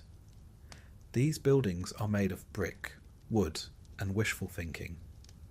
They sway in the wind, lean against each other like drunk friends, and have an average structural integrity of a stale loaf of bread. And speaking of bread, don't even think about making toast. Open flames are banned because one bad cooking accident and the whole block goes up like a Saturnalia bonfire. Your room is about the size of a modern walk-in closet.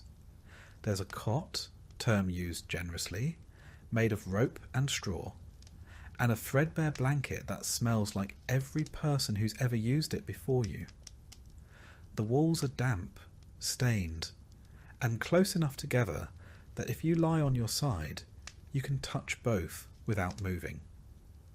You have no windows. Light filters in from a crack under the door, and from a hole someone accidentally punched through the roof with a broom handle 3 tenants ago. There's no privacy. You share this space with 2 other people, one of whom is coughing with such dramatic flair that you briefly wonder if you're living in a poorly written tragedy. Spoiler. It's not drama. It's probably tuberculosis. Outside, the morning begins not with birdsong, but with the rumble of wooden carts and the melodious yelling of vendors hawking olives, fish, and something that may have been bread in a former life. A donkey brays like it's dying, children cry like they're dying, and someone's already arguing over taxes 2 floors below. You stretch. Bad idea. Your back cracks like a papyrus scroll in a drought, and you immediately regret trying to act like someone whose spine hasn't been curled into a question mark by years of hard labour and a diet that consists mostly of beans and regret. You're about 27 years old. which makes you one of the older folks in the neighbourhood. Most people die before 40, usually from some combination of injury, infection, or inhaling too much whatever it is that leaks from the latrine pit every summer. You shuffle out of bed, barefoot. Of course you're barefoot. Shoes cost money, and if you had money, you wouldn't be living here. The floor is cold and sticky. Is it wine? Is it urine? Is it olive oil? It's probably all three. You step around your neighbour's sleeping form and try not to kick the communal chamber pot. It's full. It's always full. Time to relieve yourself? Great, you've got options.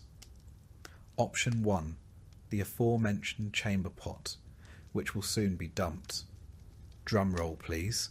Right out the window. There's a whole system to it. You're supposed to shout "cave" before you launch the contents onto the street below, which means "watch out" in Latin. But let's be honest, nobody does. The streets reek of urine, feces, spoiled food, and dead dreams. The gutters are open, the waste flows freely, and if you're lucky, the rain hasn't washed it all back toward your front door. Hygiene, you ask? That's adorable. There are no showers, no soap, no toothpaste. You might wash your face in the public fountain if you're feeling fancy, and don't mind sharing your morning splash with 14 other people and a stray dog licking a wound. You scrape your teeth with a stick. Maybe rub some ash on them if you're feeling bougie. Breath? It smells like a fermented mixture of old lentils and existential dread. Still, you pull on your tunic, your one tunic, and head outside. It's made of rough wool or linen, stained in ways you've long stopped trying to identify. It smells like mildew and human. No deodorant, no underwear. You tie it at the waist with a rope and hope it holds. If not, congratulations. You've just invented public indecency. Not that anyone cares. Modesty in Rome is mostly reserved for statues and upper-class poetry. Stepping outside is like entering a war zone of the senses. The street is already packed. Vendors scream, beggars shout, oxen defecate mid-step. Flies swarm in thick clouds over the fish stalls. Somewhere nearby, a rooster is being murdered, or possibly just expressing itself. Someone's cooking something that smells like disappointment. Your neighbour's child runs past, barefoot and covered in something that might be jam, might be blood, might be both. You make your way down the street toward the communal bakery, one of the few luxuries you share with the rest of your block. You hand over your government-issued grain ration, a lump of barley flour wrapped in cloth. The baker takes it, adds it to the others, and hours later you'll get back a small, hard, blackened loaf. It's barely edible, mostly ash from the public oven's coals. But hey, it's warm and it's yours. Assuming no one steals it first. Breakfast? Sure, let's pretend. If you're lucky, you get a bit of pulse, a thick gruel made from boiled grains. It's what most poor Romans eat every day. Grain, water, maybe some chickpeas, maybe not. If you're having a good day, there's a drizzle of olive oil on top. If you're having a bad day, the drizzle is rat urine and you don't know it yet. Meat? Only for the rich? Milk? Spoils too fast. Cheese? Maybe. Eggs? Only if you steal them from a chicken that lives under your stairs. Most protein comes from beans, lentils and dreams. If you want fruit, it better be in season and unspoiled. Otherwise, you're just gnawing on the husk of an overripe fig and pretending it's a plum. You might stop by the latrina, a public latrine, to take care of business.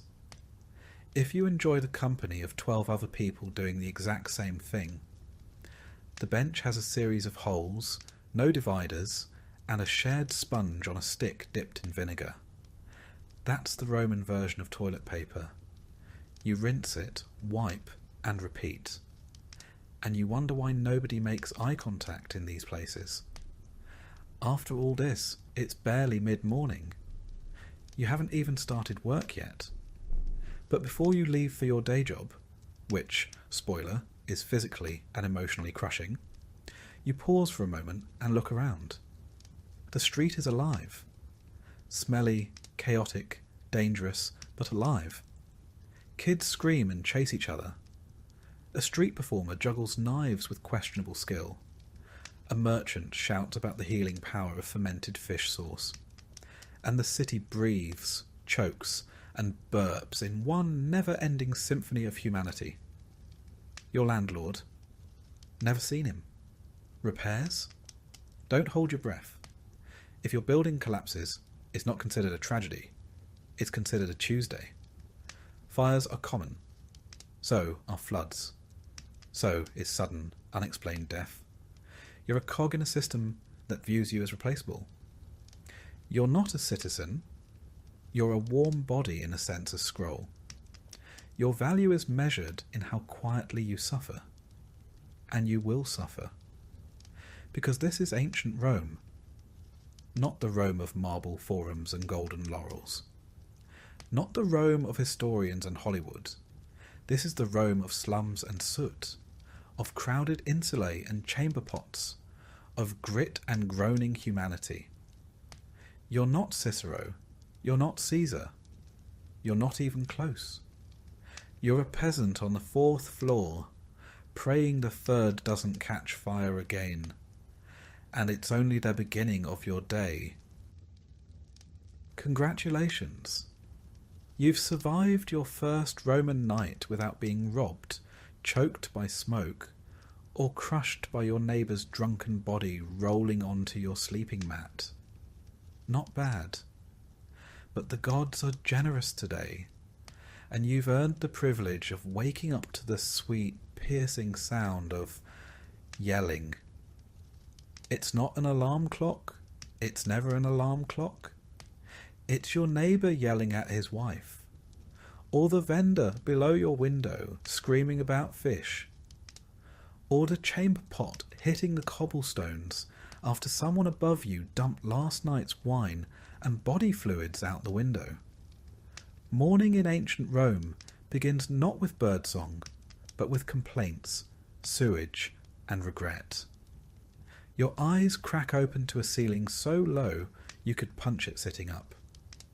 You're lying on a straw mat, shared with your younger sibling, your cousin, possibly a stranger who paid your landlord 2 denarii to squat in the corner overnight. The air smells like feet, garlic, and mildew. You wonder briefly if you died and woke up in Hades, but no, you're still alive. Unfortunately. Your home, generously called an insula, is a Roman apartment building made of wood, dreams, and flammable lies. You're on the 3rd floor, which is slightly less deadly than the 5th. Higher up means cheaper rent and a better chance of dying when the whole building inevitably collapses. Down below, the rich enjoy sturdier homes and indoor plumbing. Up here, you enjoy rats, water leaks, and the subtle creaking that reminds you this structure is held together by hope and mould. You swing your legs over the side of your mat and immediately regret it. The floor is damp. It's always damp. Water? Wine? Blood? Who knows? The answer doesn't change the fact that your only sandals were stolen last week, and you've been walking barefoot ever since. You gingerly avoid the sticky patch in the corner and stand, stretching your aching back like a cat that's been kicked down a flight of stairs. Time to wash up, you say? Cute. There is no basin, no sink, no soap. You wipe your face with a damp cloth that may or may not have once cleaned your landlord's armpits. Your version of a morning skincare routine involves rubbing oil on your skin and then scraping it off with a curved blade called a strigil, which sounds elegant until you realise it's just ancient Roman exfoliation by pain. You're basically buttering yourself like toast and then peeling it off. If you're lucky enough to live near a bathhouse and have a few coins left, maybe you can get cleaner later. But right now, hygiene is a luxury. You settle for smearing your face with whatever water you find in a communal jar and call it refreshed. Now comes breakfast. Brace yourself. The Roman equivalent of a power breakfast is nothing. The morning meal is called ientaculum, which is Latin for don't get your hopes up. It usually consists of yesterday's bread, hard as marble, and lovingly stored in a mouse-infested clay pot overnight. You soften it by dipping it in watered-down wine, a drink that tastes like vinegar with trust issues. If you're feeling fancy, maybe you get some olives or a smear of garum, the famous Roman fermented fish sauce that smells like low tide and failure. It's Rome's favourite condiment, used on everything from meat to vegetables to moments of crushing despair. It's the ketchup of the ancient world, if ketchup were made from rotting mackerel. There's no coffee, no eggs, no fruit smoothie with collagen powder. Your breakfast has one job: prevent immediate death. It succeeds, barely. You chew in silence while your neighbours scream about something, probably taxes or bread rations. Or maybe it's that guy on the second floor who keeps sacrificing pigeons in the hallway. You don't ask. The rule of thumb in Roman tenement life is this: the less you know, the longer you live.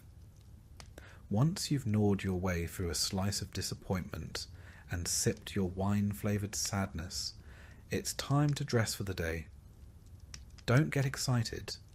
You have two garments: a tunic made from rough wool and a threadbare cloak that's more whole than fabric. The tunic itches, the cloak stinks, and both have been repaired so many times they're basically held together with prayers and the dreams of better fabric. Underwear? Hilarious. You tie a belt around your waist to keep everything vaguely attached and hope no one notices your left shoulder is always exposed because the fabric keeps sliding off. The rich wear togas. You don't. Togas are for citizens, people with status. You? You're a pleb. A non-citizen if you're an immigrant. A nobody, if we're being honest. If you wear a toga, you're either delusional or planning to be arrested for impersonating someone with dignity. As you step outside, you're hit with the full sensory assault that is a Roman street. The noise is immediate. Vendors hawking their wares. Street musicians playing instruments no one asked for. Philosophers debating loudly. And someone somewhere is always screaming about cucumbers. It's chaos. Organised, smelly chaos. The streets themselves? Paved with stones and slick with everything. Animal waste, human waste. Mystery slop that no one wants to identify. Rome has sewers, yes, but they serve the rich neighbourhoods. Your street is self-cleaning, by which we mean rain occasionally washes the filth into someone else's neighbourhood. It's a system. You walk carefully, avoiding puddles and people. A cart barrels past you, pulled by donkeys and driven by a man who seems genuinely angry that pedestrians exist. There are no sidewalks, there are no traffic laws. There is only instinct, prayer, and the faint hope that the gods are paying attention. You pass temples where people line up to offer sacrifices. Flowers, coins, small animals, or the occasional desperate plea. You don't have anything to give, so you nod awkwardly at Jupiter's statue and keep moving. he probably wasn't listening anyway. If you're headed to work, and most likely you are, congratulations. That means you didn't starve to death yesterday. Work in ancient Rome is not fulfilling. It is not purpose-driven. It is survival in a tunic. You might be a labourer, hauling bricks or mixing mortar for one of the Emperor's new vanity projects. Or maybe you're a porter, carrying goods up and down stairs in a building with no structural integrity. You might be a street cleaner, a fish seller, a potter, or worse, a public latrine attendant, paid in pity and bronze coins to sweep filth off marble and pretend your soul isn't slowly escaping through your nostrils. The hours are long, the pay is miserable, and your boss might beat you for fun. If you're a slave, you don't even get paid. You just work. And if you complain, you're whipped. If you collapse, you're replaced. If you die, well, someone else gets your blanket. Midday approaches, and the sun is brutal. Rome's climate is hot, sticky, and utterly unbothered by your suffering. There's no air conditioning, no shade unless you cling to a building's shadow like a sweaty ghost. Your tunic sticks to your skin. Your sandals, if you have them, slap against the stones with every exhausted step. And if you don't, your feet are slowly becoming part of the pavement. Lunch? Ha! It's called prandium, and if you're lucky, it's more bread. Maybe a bit of cheese. Maybe dried fruit or a boiled egg if your employer had a good gambling night. You eat sitting on a step, watching richer Romans being carried around in litters like mobile royalty. You chew, and you try not to think about how you're probably consuming sand and rodent hair. As the day wears on, the smells intensify. The streets reek of sweat, garbage, and garum. You pass a bakery and inhale deeply, the scent of fresh bread temporarily tricking your brain into thinking life is worth it. Then you remember bread is taxed, and your landlord raised rent again, and your water jar cracked last night, and your cousin is still sick with whatever plague is currently fashionable. You keep walking, you keep surviving, because in ancient Rome, that's the entire point. And finally, after hours of back-breaking labour, social humiliation, and a mild sunstroke, you make your way home. You ascend the stairs of your insula carefully, because the staircase is made of splintered wood and shame. One misstep, and you're joining the spirits of the fifth-floor tenants who fell last week. You reach your door. You enter. It's dark, cramped, and smells like boiling cabbage, even though you don't have any cabbage. Someone is already asleep in your corner. You don't ask who they are. You just lie down next to them and close your eyes, hoping you don't dream about the bucket. And with that, your Roman morning ends. Was it glorious? Number, was it dignified? Absolutely not. But you survived. And in ancient Rome, that counts for something. Tomorrow you get to do it all again. You've survived your first Roman night in the insula. Barely.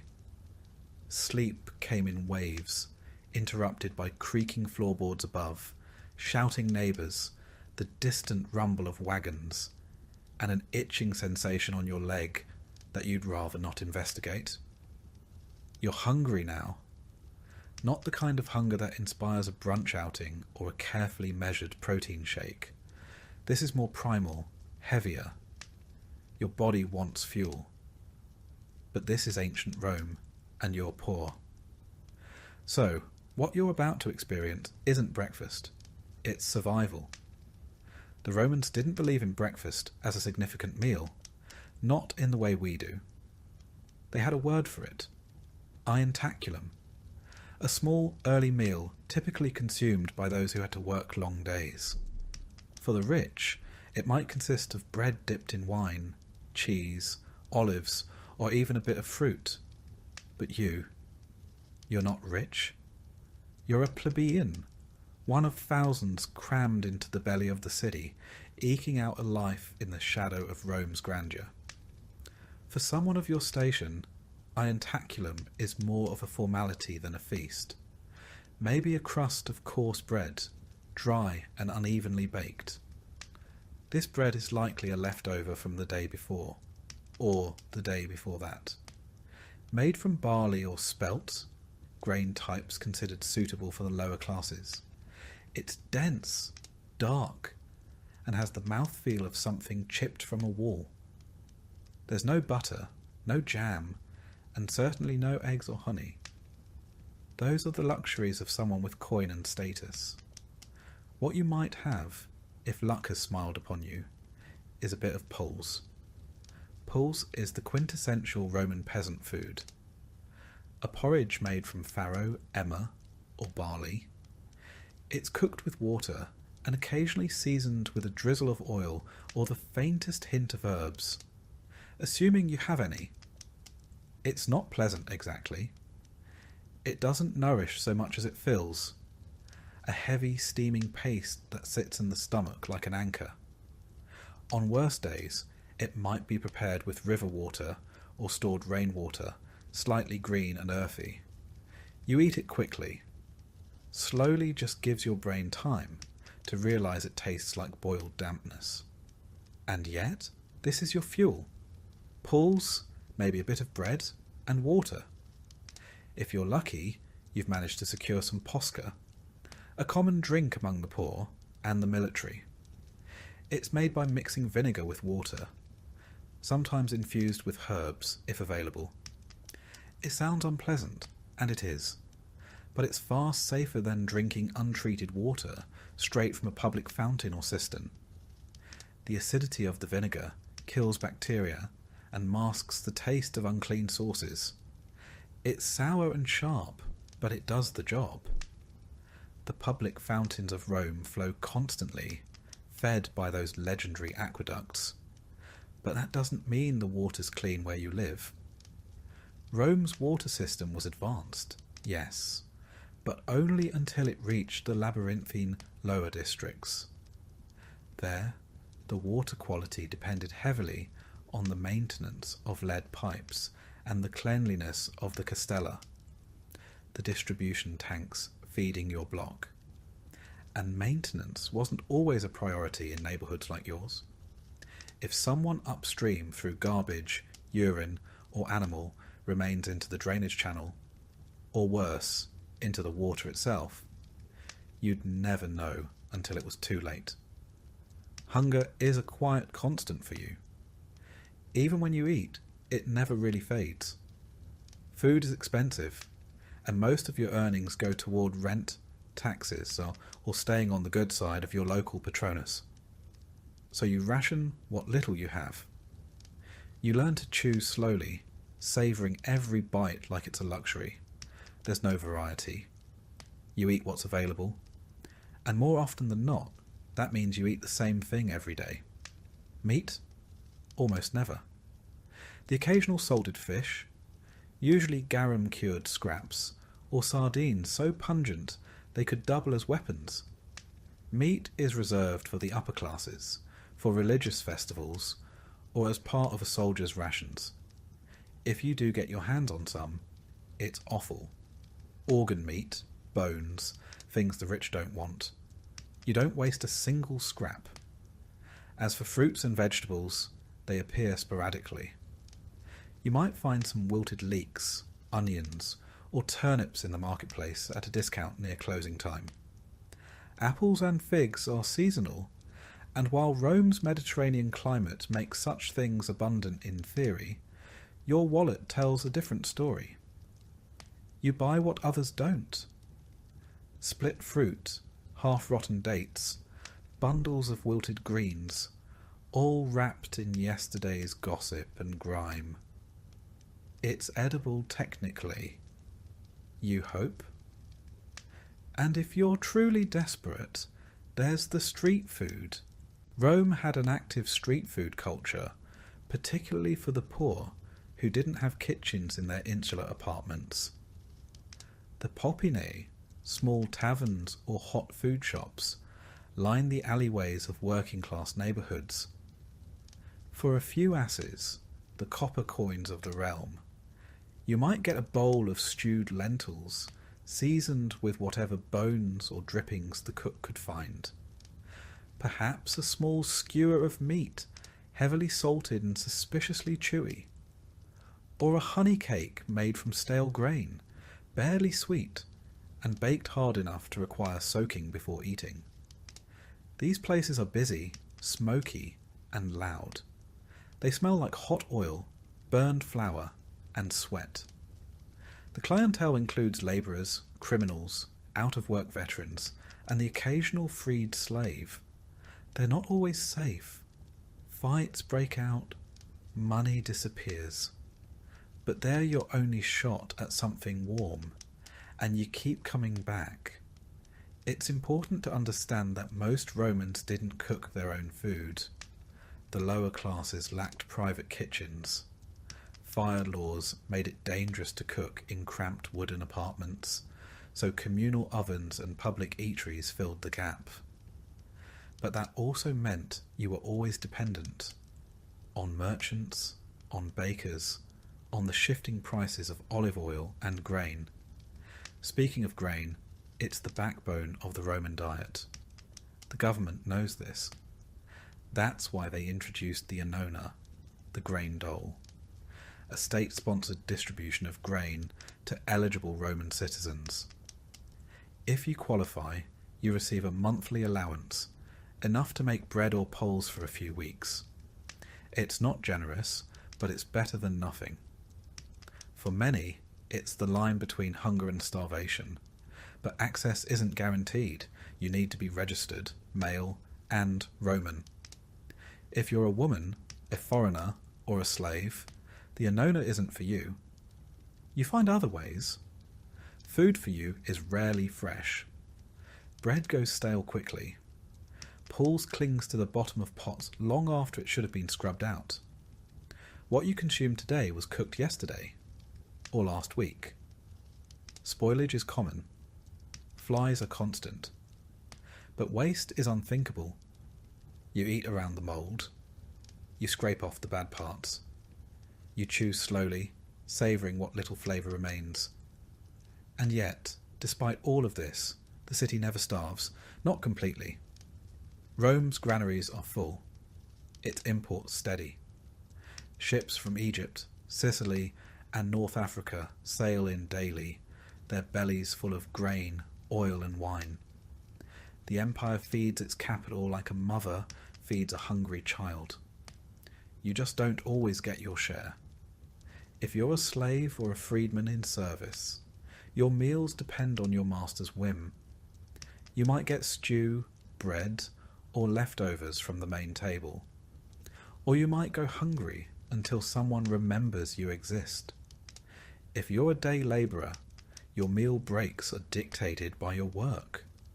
Dig ditches, haul stones, build baths, and maybe, at mid-morning, you get 10 minutes to gnaw a piece of dried fig or drink from a shared cup. And let's not forget feast days. Not because you're invited to the banquet, but because it's the one time the rich throw scraps to the streets. Religious festivals sometimes include public offerings, distributions of food or coin, perhaps a roasted pig, or a platter of bread and fish for the masses. It's not kindness, it's politics. But you take what you can get. By mid-morning, your hunger has faded into something else. A dull pressure. A reminder. You've eaten just enough to continue. You tie the cloth belt around your tunic a little tighter and get moving. You've got work ahead of you. Rome doesn't wait. And tomorrow, you'll eat again. Or you won't.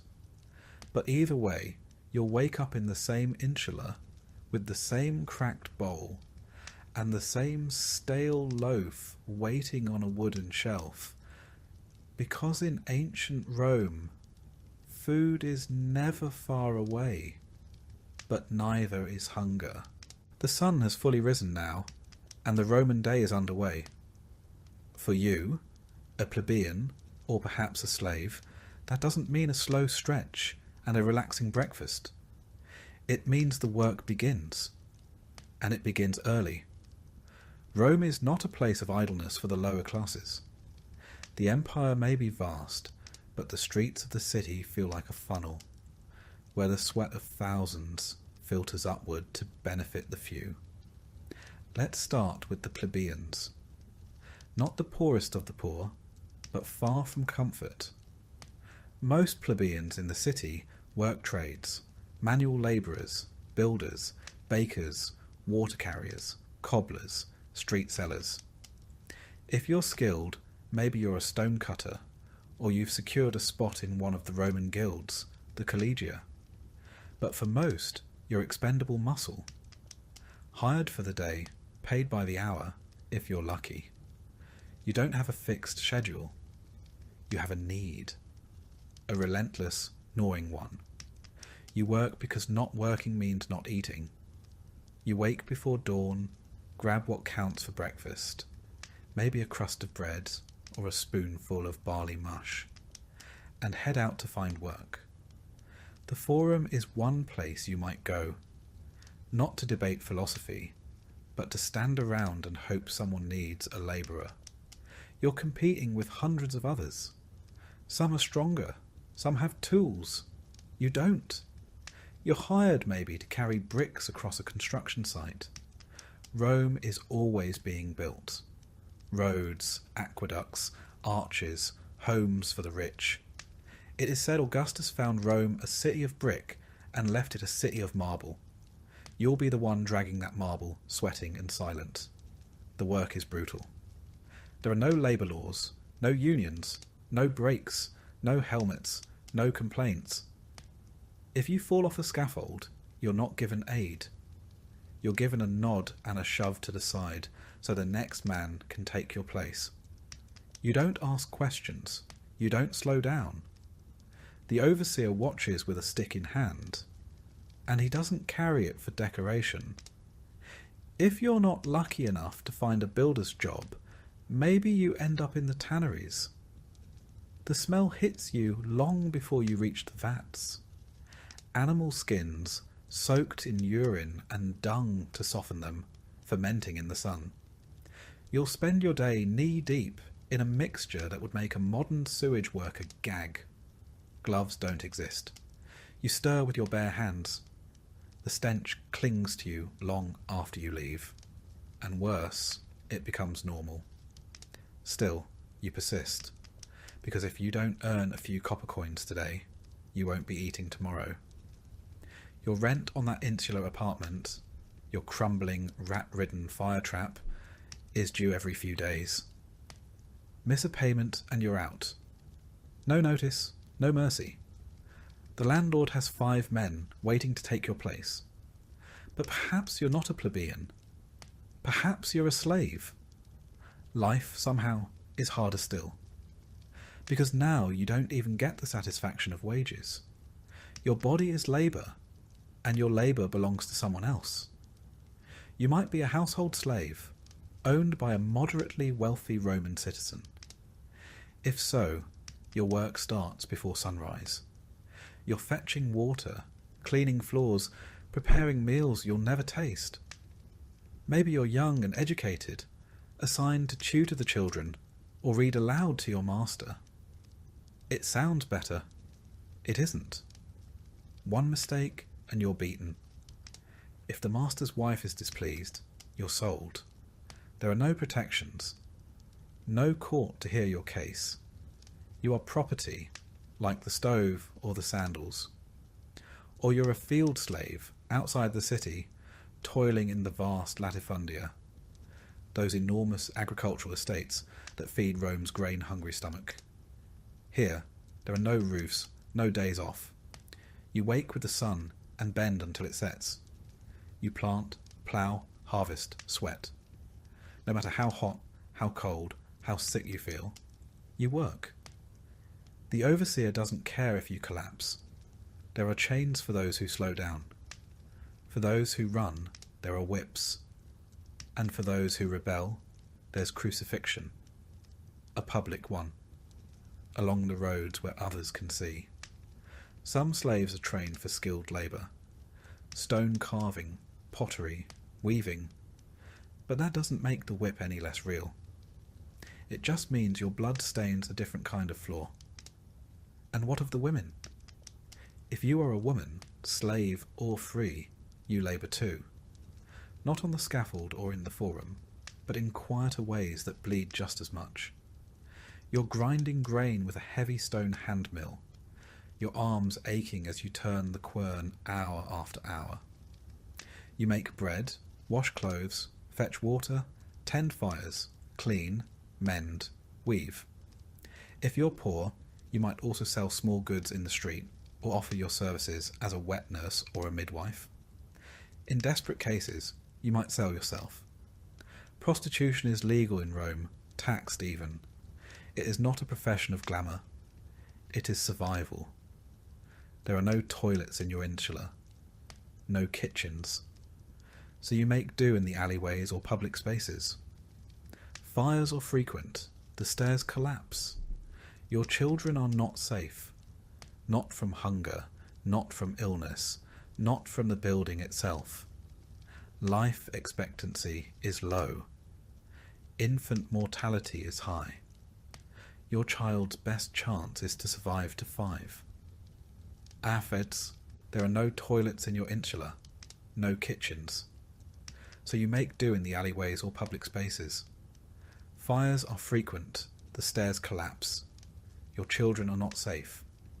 Not from hunger, not from illness, not from the building itself. Life expectancy is low. Infant mortality is high. Your child's best chance is to survive to 5. After that, it's still a coin toss. And yet, Rome moves on. The senators debate. The aristocrats drink wine on shaded terraces. Their banquets are filled with stuffed dormice and honeyed dates.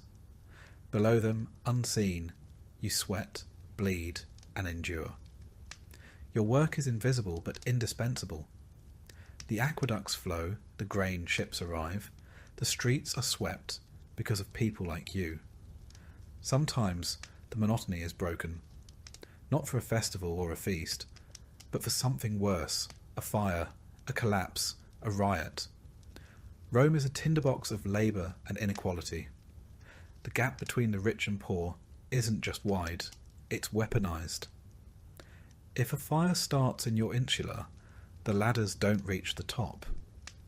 There are no fire escapes. You carry your children, your pots, your life on your back, and hope the flames stop before your floor is reached. Or maybe you're caught in a food riot. The grain dole is late, the bread is mouldy, the people are hungry. You crowd the forum, shouting with the others, demanding your portion. The guards arrive, batons, shields, blood in the streets. You are dispersed, not heard. And then there's disease. Filth lines the alleys, latrines overflow. The Tiber, your drinking source, is also a sewer. You wash clothes in it, you bathe in it, you drink from it. Parasites thrive. Illness spreads. You know the signs. A fever, the chills. A child coughing in the night. There is no doctor. No apothecary for your kind. Only rest, prayers and hope. And hope rarely comes. But still you work. Because if you stop, even for a day, the city forgets you. The empire forgets you. And hunger remembers you very, very quickly. This is what it means to work in ancient Rome. Not to build wealth, or rise in rank, or find fulfillment, but to survive, to endure, to hope that perhaps your children will have slightly fewer blisters on their hands than you did. It is not glamorous. It is not heroic. It is labour at its most brutal, its most thankless. The empire was not built by emperors. It was built on the backs of men, women and children who worked until they broke and then were replaced. Now, as the midday sun climbs overhead, your tasks are only half done. There is still cleaning, cooking, tending to the hearth, carrying water, hauling waste, your stomach growls, your fingers cramp, your feet blister inside sandals that barely hold together, and no one is coming to relieve you. Not today, not tomorrow. Welcome to the workday in ancient Rome. You wouldn't last a single one. Congratulations. You've made it past the market, survived the street toilets, and managed not to get mugged for your shoes, if you were even lucky enough to have shoes. But now comes the real challenge, going home. Or, more accurately, climbing into the creaking, overcrowded, highly flammable tinderbox that you are expected to call home, your insula. You live in an insula not because you chose it, but because you're poor. And in ancient Rome, poor people don't have houses, they have layers. Multi-story apartment buildings packed so tightly that sunlight is more rumour than reality. Your insula is 6, maybe 7 stories tall. Illegal technically, but so is half the city. And bribes are as Roman as togas. It's built of wood, clay, and wishful thinking, leaning slightly to one side as if preparing to collapse out of sheer exhaustion. You climb the stairs. Slowly, carefully. Because elevators haven't been invented yet, and the building sways when someone sneezes on the second floor. The higher you go, the worse it gets. Wealthier residents stay on the lower floors. Better ventilation, easier access, and a lower probability of dying in a fall. You, on the other hand, are up near the roof, where the air is thin, the ceilings are low, and the rats have built a local economy. There are no private rooms, no insulation, and definitely no plumbing. Just a single room shared with your family, your livestock, and any opportunistic creatures that wander in through the cracks. The walls are made of mud brick, and your door doesn't quite close. But hey, you have a curtain. Luxury. And what about fire safety, you ask? Good question. Fire is your most constant, faithful threat, because every home needs fire to cook, to light, to warm. But there's no chimney, no ventilation, and no fire code. Open flames flicker from oil lamps and cooking hearths, inches away from the wooden beams that hold the whole place together. One spark, one gust of wind, and the entire block could be reduced to ash within the hour. Firefighters exist technically, but they are mostly slaves owned by the vigiles, the Roman fire brigade, and they're more interested in watching your insula burn so they can demand a bribe to intervene. In 24 BCE, Augustus formed the vigiles to stop Rome from burning down every 3rd Tuesday. But let's be honest, they're underpaid, overworked, and famously corrupt. If you can't pay, they'll let it burn and confiscate whatever's left. They call it enforcement. You call it a robbery with extra steps. So you live in constant fear of smoke. Every night you sniff the air before you sleep, wondering if that's dinner next door or the beginning of the end. Your belongings, what few you have, are always packed for a quick escape. A blanket, a bowl, maybe a small idol of Lares or Penates. The household gods, who at this point you're hoping accept bribes too. And then there's the noise. Rome is never quiet. Carts aren't even allowed during the day, so they all roll through the streets at night.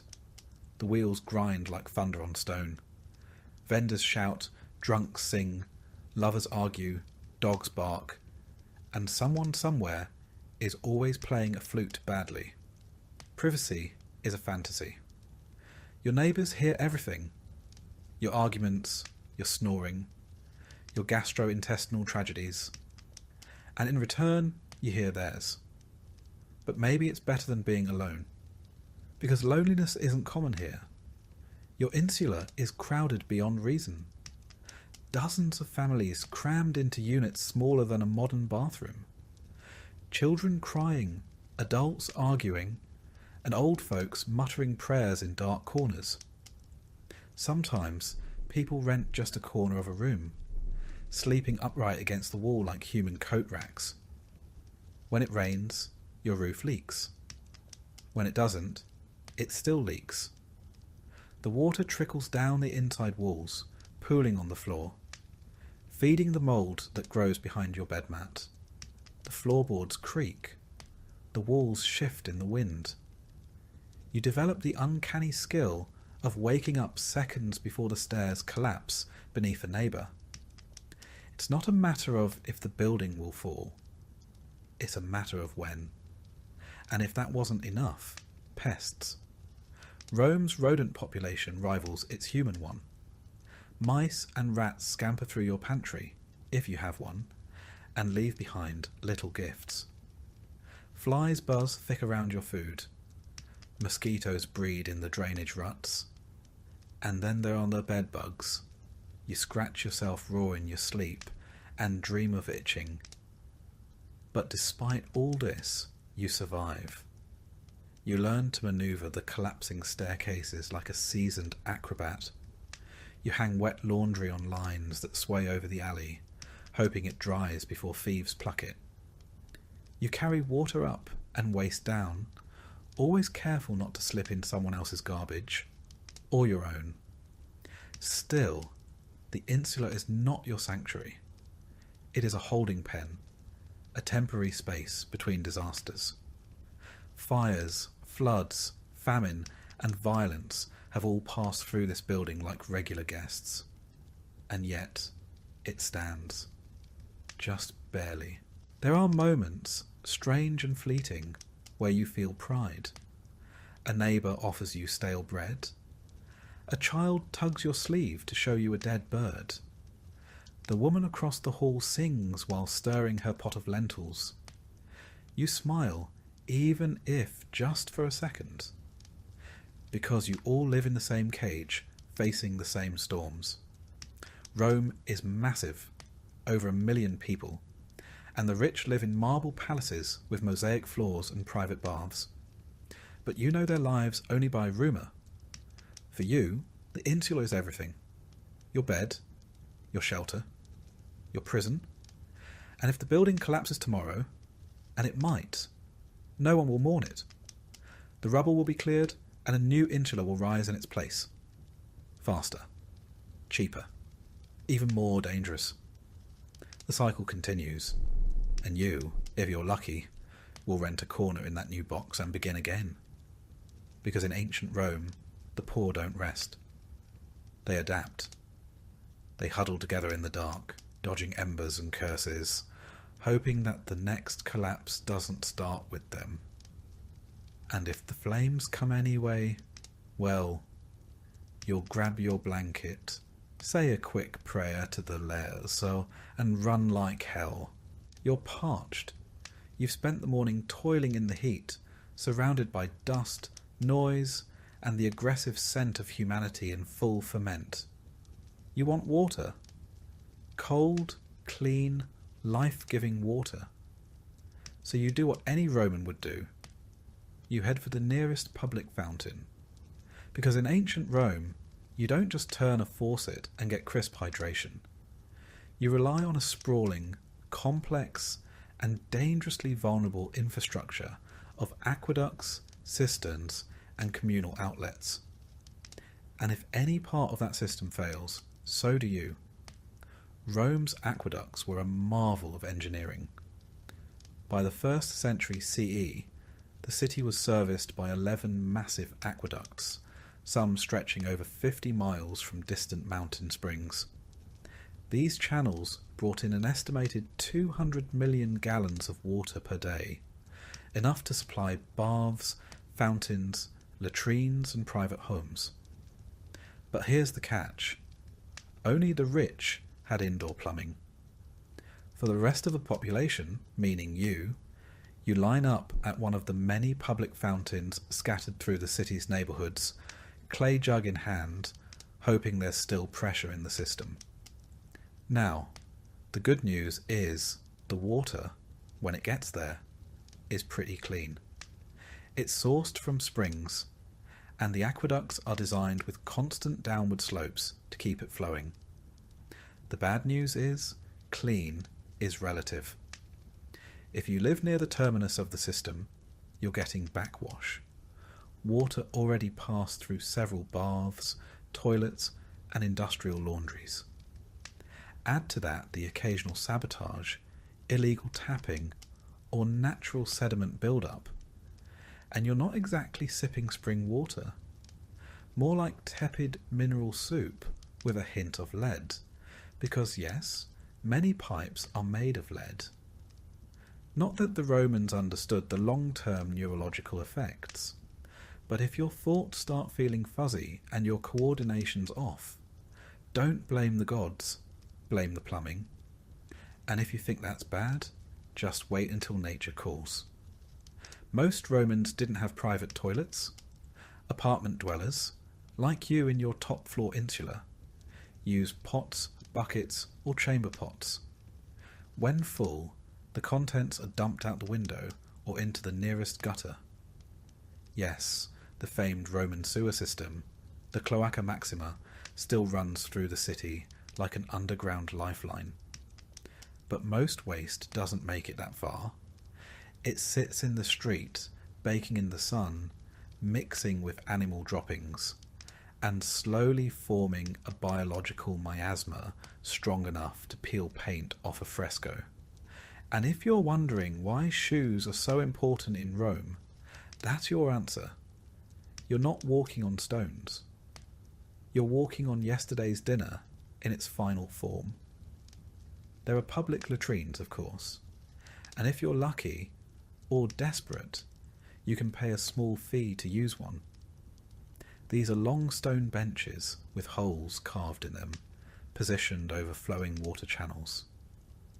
There's no partition, no door, just a row of strangers making eye contact while trying to pretend nothing awkward is happening. You sit shoulder to shoulder with a retired centurion and a 12-year-old olive vendor, all contributing to the same stream of civic solidarity. The Romans believed in shared experiences. This was one of them. Toilet paper? Not a thing. Instead, you use a tessorium, a communal sponge on a stick, kept in a bucket of vinegar water. It's exactly as horrifying as it sounds. You hope the guy before you had good hygiene. He didn't. Nobody does. You wipe, you stand up, you wash your hands if there's water nearby, and then you move on. Probably to the nearest bathhouse, which, thankfully, is where things get slightly better. The Roman bathhouse is part spa, part gym, part social network, and part biological experiment. There are over 800 public bath complexes in Rome by the time the empire is in full swing. Some are grand like the baths of Caracalla or Diocletian, where marble columns soar above mosaic floors. Others are modest neighbourhood baths tucked between bakeries and brothels, but all follow roughly the same formula. A changing room, apoditerium, a warm room, tepidarium, a hot room, caldarium, and a cold plunge, frigidarium. You strip down, deposit your clothes, good luck if they're still there when you get back, and start sweating your soul out in the heat. The caldarium is stifling. Heated by hippocaust, underfloor heating fueled by roaring fires. It's a room designed to make you wish for death, or at least a breeze. You rub your skin with olive oil, not soap, because that's what Romans used to clean. Then you scrape it off with a curved metal tool called a strigil, removing dirt, oil, and several layers of dignity. There are slaves to assist you if you're rich. If not, you do it yourself while trying to avoid eye contact with the senator next to you. Bathhouses are where deals are struck, gossip is traded, and diseases are casually spread. The water isn't drained between users. It's a warm, microbial soup of humanity, stirred hourly by the movement of hundreds of unwashed bodies. Skin infections, eye diseases, intestinal worms, everything is on the menu. And yet, this is one of the cleanest places in Rome. Outside the baths, personal hygiene is a gamble. You might wash your face daily and your feet often, but full-body bathing is more of a social event than a daily necessity. Perfumes and oils cover up most smells. Lice and fleas are common, but tolerated. The concept of germ theory is centuries away, and nobody's counting bacteria when they're more worried about curses and crop failures. And remember that beautiful aqueduct system? It doesn't just supply water, it powers everything from grain mills to fountains to the flushing mechanisms in some elite toilets. But it's fragile. Earthquakes, floods, or simple disrepair can shut down entire sections of the city.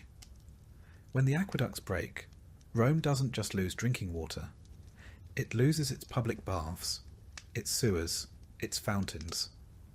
Civilization, as the Romans know it, starts to unravel. Riots have broken out over water shortages. The emperor himself maintains a staff of aquarii, water engineers, just to keep the system running. And if they fail, you suffer. Because in ancient Rome, access to clean water isn't a luxury. It's your last line of defense against cholera, typhoid, and a dozen other slow, filthy deaths. By now your mouth is dry, your skin is itchy, and you're beginning to understand that clean is a relative concept. But here's the twisted part. By ancient standards, Rome is doing pretty well. The city is cleaner than most medieval capitals. It has public sanitation, latrines, baths, and even street cleaners. But it's also the biggest city in the ancient world, and that density breeds disease. Waterborne illness is rampant. Even minor stomach bugs can spiral into fatal dehydration. And if you're poor, which you are, you can't afford a private cistern or a servant to boil your water. You drink what's available, and you pray, not to be purified, but to be spared. So the next time you fill a glass from the tap or flush a toilet with confidence, remember, in Rome, your survival depends on gravity, lead pipes, communal sponges, and the goodwill of an aqueduct built by a man who probably bribed his way through half the Senate. You don't control your water. You just hope it doesn't kill you. And on that hopeful note, it's time to think about lunch, if your stomach can handle it. If you've managed to survive the slop of a Roman street, dodge dysentery from a clay cup of aqueduct runoff, and work a full day in the choking heat of the Sabora district without keeling over, you might think a bath would be the one mercy this city offers you. And to be fair, Rome is famous for its baths. But this isn't a hotel spa with cucumber water and lo-fi music. This is public bathing, Roman style. And for a plebeian like you, it's more about routine survival than luxury. Let's start with the setting. The Thermae, massive public bathhouses funded by emperors and designed to show off imperial grandeur, are sprawling complexes of steam, stone, and social politics. Think gym, barbershop, and social media feed all rolled into one. There are over 800 bathhouses across Rome by the 4th century CE, ranging from small balnea tucked into neighbourhoods to monumental structures like the Baths of Caracalla, which could host thousands of bathers a day. These places are architectural marvels, domed ceilings, mosaic floors, marble statues. But you're not here to appreciate the decor. You're here to clean yourself before your own body odour becomes a public health issue. Entry usually costs a quadrans, the smallest denomination of Roman currency, meaning it's technically accessible to almost everyone, even the poorest citizens. But just because you can afford to enter doesn't mean you belong. The hierarchy follows you through the door. Senators and equestrians recline in the hot pools and gossip in the tepidarium, while slaves like you scrub themselves with worn-out strigils in a corner, hoping no one important notices you tracking in street filth. The bathing process follows a predictable pattern. First, the apoditerium, or changing room. There are no private lockers. If you don't have a slave to guard your tunic and sandals, someone might walk off with them. Clothes are often stolen here, especially from the lower classes, and the clothes watchers, mostly enslaved boys, are often in on the thefts. Lose your clothing, and you might be walking home barefoot, wrapped in shame and public laughter. Next is the palaestra, the exercise yard. Yes, before bathing, Romans like to work up a sweat. You'll see men wrestling, lifting weights made of stone, or flinging javelins across the field. Some even box, Roman style, with metal-studded gloves called cestus. For the lower classes, this isn't just sport. It's a place to prove physical worth. But you're not here to make friends. You run a few laps, feign a squat or two, and head straight for the baths. Your muscles are too sore from hauling amphorae all morning. Inside the baths, you'll move from the cold frigidarium to the warm tepidarium, and finally to the blistering coldarium, where steam clings to the air and your skin. There's no soap. Instead, Romans coat themselves in olive oil, then scrape it off with a curved bronze tool called a strigil, taking dirt and sweat with it. If you're lucky, someone will help you. A friend, or more likely, another labourer just trying to speed things along. There's no privacy. You're naked among dozens of others, and the sounds of laughter, gossip, and grunts echo off the marble walls. This place is noisy, crowded, and hot. The air smells like a cocktail of oil, sweat, and mildew. Beneath the mosaic floors, fires rage in the Hippocos system, an ingenious heating network that uses raised floors and smoke tunnels to pump warmth into the caldarium. Slaves tend these fires all day, shoveling wood in suffocating rooms with no light and no fresh air. Some die from the heat, but their deaths make the marble hot to the touch, the cost of Roman cleanliness. The water is changed only occasionally, and filtration is a concept centuries away. You're bathing in a soup of skin cells, hair, oil, and whatever else floated off the last 100 bathers. People relieve themselves in corners. If someone bleeds during a rough shave, or gets a nosebleed from the heat, that's just another addition to the communal brew. But in a city where fresh water is a gamble, and soap is a luxury, this is the best you'll get. And this isn't just hygiene, it's civic ritual. Here, the bathhouse is where news spreads. Someone whispers that the emperor was spotted in disguise at the theatre. Another boasts about his recent winnings at the ludus. A freedman offers political bribes in the tepidarium, while a prostitute waits in the hallway outside, pretending to be a masseuse. For the poor, this is also a rare space where you're not fully excluded. Rich and poor alike sweat together. For a few minutes, you share the same steam as men who rule provinces. But there's a danger here too. Bodies pressed together in humid air make perfect breeding grounds for illness. The plague of Cyprian, which will one day ravage the empire, spreads partly through bathhouses. Skin diseases, infections, lice, and fevers thrive here. The stone benches are often slick with something unidentifiable, and a misstep can send you slipping face first into a tile pool lined with strangers. If you're injured, tough luck. The medicus in the corner knows less about sanitation than a modern child. Once you've scraped yourself clean and suffered the caldarium, you move on to the final step, the massage and oil rub-down. Again, if you can afford it. Most plebeians skip this, but let's say today is payday and you indulge. A low-ranking attendant slavers you in another round of olive oil, rubbing your limbs with rough hands and muttering in Greek or Aramaic. The oil stings the cracks on your skin, the cuts from the field, and the raw patch you got last week from walking barefoot. You smile through it. The pain is worth the brief illusion of luxury.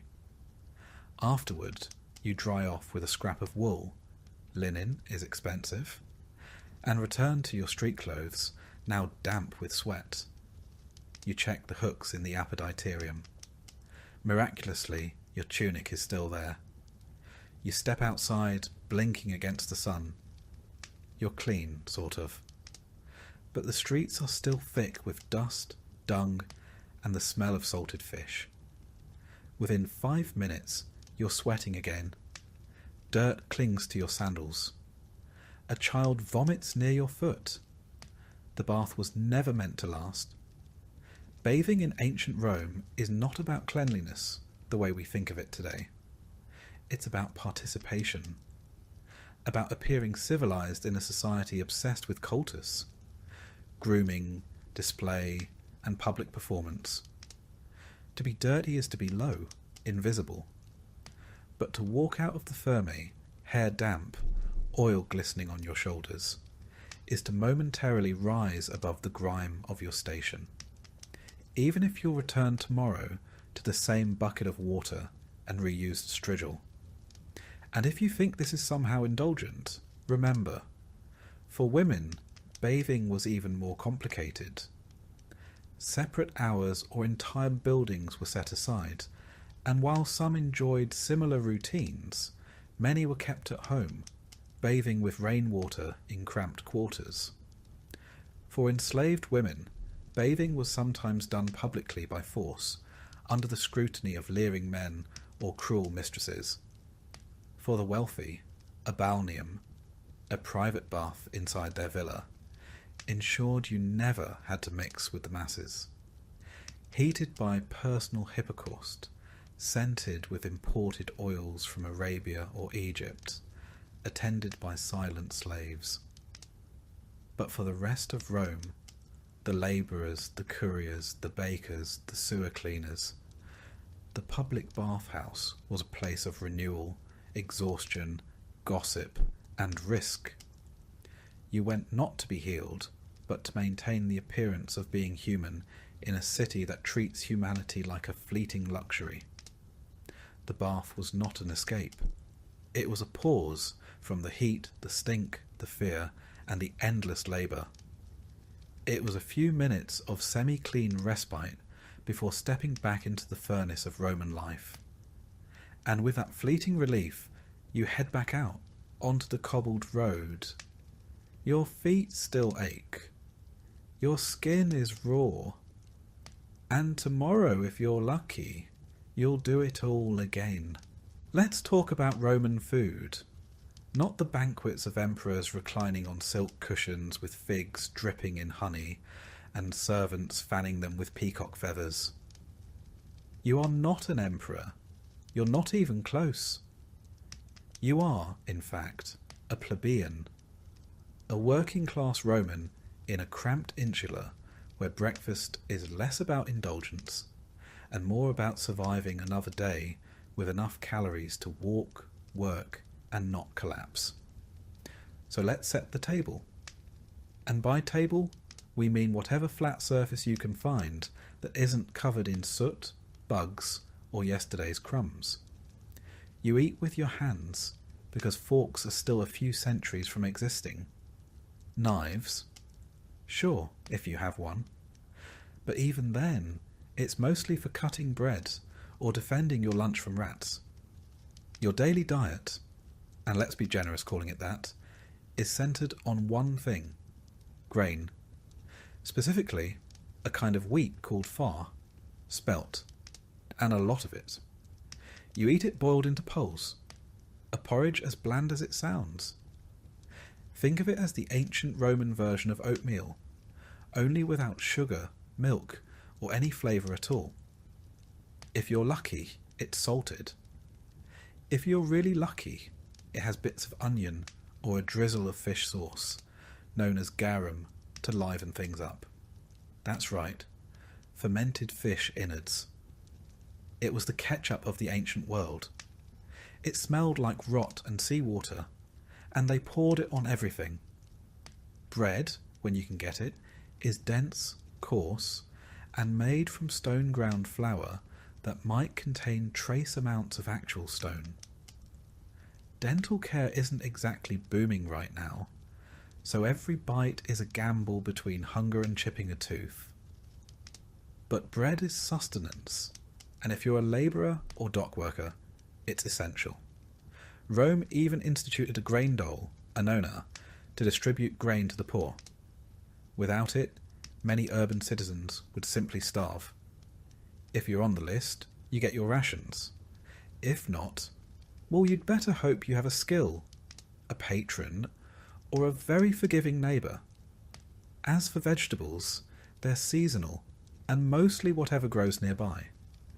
Cabbage, lentils, chickpeas, leeks, the basics. None of it is particularly glamorous, but it keeps scurvy at bay. You might stew them into something vaguely edible if you have olive oil or herbs, but again, you're not dining in the villa of a senator. You're working with what you can afford from the forum stalls or grow in cracked pots on the rooftop. And don't expect variety. You eat the same things over and over, day after day, until famine comes, and then you don't eat at all. Meat? That's not for people like you. It's expensive.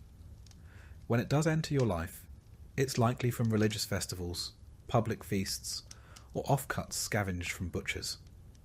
More often than not, it's organ meat, boiled liver, intestines, trotters, lungs, the parts the wealthy don't want. You learn to chew fast and swallow faster. Spoilage is always a concern. There's no refrigeration, and what passes for fresh is heavily reliant on how tolerant your stomach is. If you live near the Tiber, the smell from the open-air markets might turn you vegetarian by necessity. Let's talk about the market, the macellum. It's loud, chaotic, and covered in flies. Meat hangs from hooks. Slabs of salted pork and strips of dried fish curl in the sun. Vendors shout, dogs bark, beggars loiter, and pickpockets glide through crowds like ghosts. You can buy fish, fruit, wine, beans, nuts, or eggs, if you can afford them. Everything is haggled for, weighed on crooked scales, and bagged in baskets or cloths you bring yourself. Your coin pouch, tied tight beneath your tunic, thumps nervously with every transaction. One bad purchase and you don't eat tomorrow. Water, like everything else, is complicated. Rome is famous for its aqueducts, but the water doesn't always make it to the poor. You might have access to a public fountain where the water is cleanish, or you might be drawing from a well near the latrines where it's not. To be safe, many Romans, including children, drink diluted wine. Not to get drunk, but because alcohol kills germs better than wishful thinking. A mix of water and cheap wine, called posca, is the hydration of the masses. It tastes like vinegar and hope. Now about those days when food runs out. Famine is never far. A bad harvest in Egypt, a delay in grain shipments, or a corrupt official skimming off the top, and the city's food supply collapses. Bread prices triple. Riots break out. People storm bakeries, loot warehouses, and sometimes lynch the bakers. The emperor is expected to intervene. If he doesn't, he risks becoming lunch himself. Politically, if not literally. During famine, you survive on scraps, mouldy crusts, spoiled olives, stale beans, weeds from the roadside. You might boil bark or grind acorns. Pets vanish. The rats get smart. The pigeons disappear. People eat things they shouldn't. And when the plague follows the famine, as it often does, hunger turns to disease. Starvation weakens the body, and Rome's many illnesses move in like uninvited guests. There's another layer to all this. Class. Because while you're trying to stretch a hunk of rye bread for 2 days, the elite are feasting. In the villas of the Palatine Hill, couches line banquet halls. Slaves serve platters of roasted dormice, honey-glazed songbirds, oysters, figs, and dates soaked in wine. They sip from silver goblets. They toss bones to the floor. They bathe between courses. For them, food is a performance. For you, it's a necessity that never stretches far enough. Even in death, food tells the truth. Wealthy Romans are buried with elaborate funerary feasts, their tombs adorned with carvings of banquets and gods pouring wine. The poor? Maybe a piece of bread at your grave, if your family can spare it. Maybe a final sip of posca to send you off. In religious festivals, food becomes communal. Saturnalia, for instance, when masters serve slaves and everyone feasts together. But those days are rare and mostly symbolic. For the rest of the year, the lines are clear. Who eats well and who begs? Let's not forget storage and spoilage. You keep food in amphorae, clay jars sealed with resin, or in baskets hung from ceilings to deter rats. Preserving food means salting, smoking, drying, or steeping it in vinegar. Still, everything has a clock. Bread moulds quickly in the Roman humidity. Olives go rancid. Meat turns in the sun. Every meal is a gamble. Every bite is a risk. Even the insects eat well. Grain is stored in granaries, which are dark, warm, and crawling with beetles and moths. If you're lucky, you get your ration before it's infested. If not, well, extra protein. Most people don't even pick them out anymore. They're too small to matter. Children grow up with hunger. They learn to wait their turn. They learn which vendors give better scraps and which ones chase them away with sticks. Their bellies are often bloated from malnutrition, their eyes dull. Parents do what they can. Sometimes it means stealing. Sometimes it means begging. And sometimes it means going without so the youngest can eat. Yet through all of this, food is still culture. Even in scarcity, Romans cling to tradition. They bake religious cakes, prepare funeral meals, mark solstices with special dishes. They cook with pride, share what little they have, and pass down recipes, thin, watery ones, from mother to daughter, father to son. The tools are crude, the ingredients simple, but the effort is there. In graffiti on the walls of Pompeii, we find complaints about bad bread, insults to tavern keepers, even jokes about watery wine. Food was a common frustration, a common joy, a common reality. You might not eat well, but you ate Roman, and that meant something. So as you sit down with your cracked bowl of pulse, crust of tough bread, and cup of lukewarm posca, you're not just surviving. You're participating in the daily struggle that defined the lower classes of the empire. You eat what you can, when you can, and pray for the Annona to arrive on time. Because if it doesn't, your next meal might not come at all. And now that you're fed, sort of, it's time to go earn the next one. Because in ancient Rome, hunger is patient, but it always comes back. Religion in ancient Rome isn't something you do once a week. It's not a quiet, personal affair whispered in pews or practiced behind closed doors. In Rome, religion is everywhere, all the time. It's baked into the bricks of the forum, painted on the walls of your insula, and written into the very schedule of your day. You don't choose to participate. You live inside it, and it watches you like the state, because in many ways it is the state. You wake before dawn, and already the gods are in your thoughts. Before stepping outside, you mutter a quick offering to the household spirits, the lares and penates. These are the guardians of your hearth and pantry, the invisible figures that ensure your home doesn't fall apart. There's no food left to burn for them this morning, just a crumb of dried bread and a half-hearted gesture of thanks. But it's the thought that counts. Sort of. You know the stories. Neglect the household gods, and your family could suffer illness, injury, or general misfortune. It doesn't matter if you believe it. Enough bad luck strung together starts to feel like divine punishment, and soon you're scrubbing the floor and lighting incense to try to win back their favour. Outside, the street is already alive with sounds.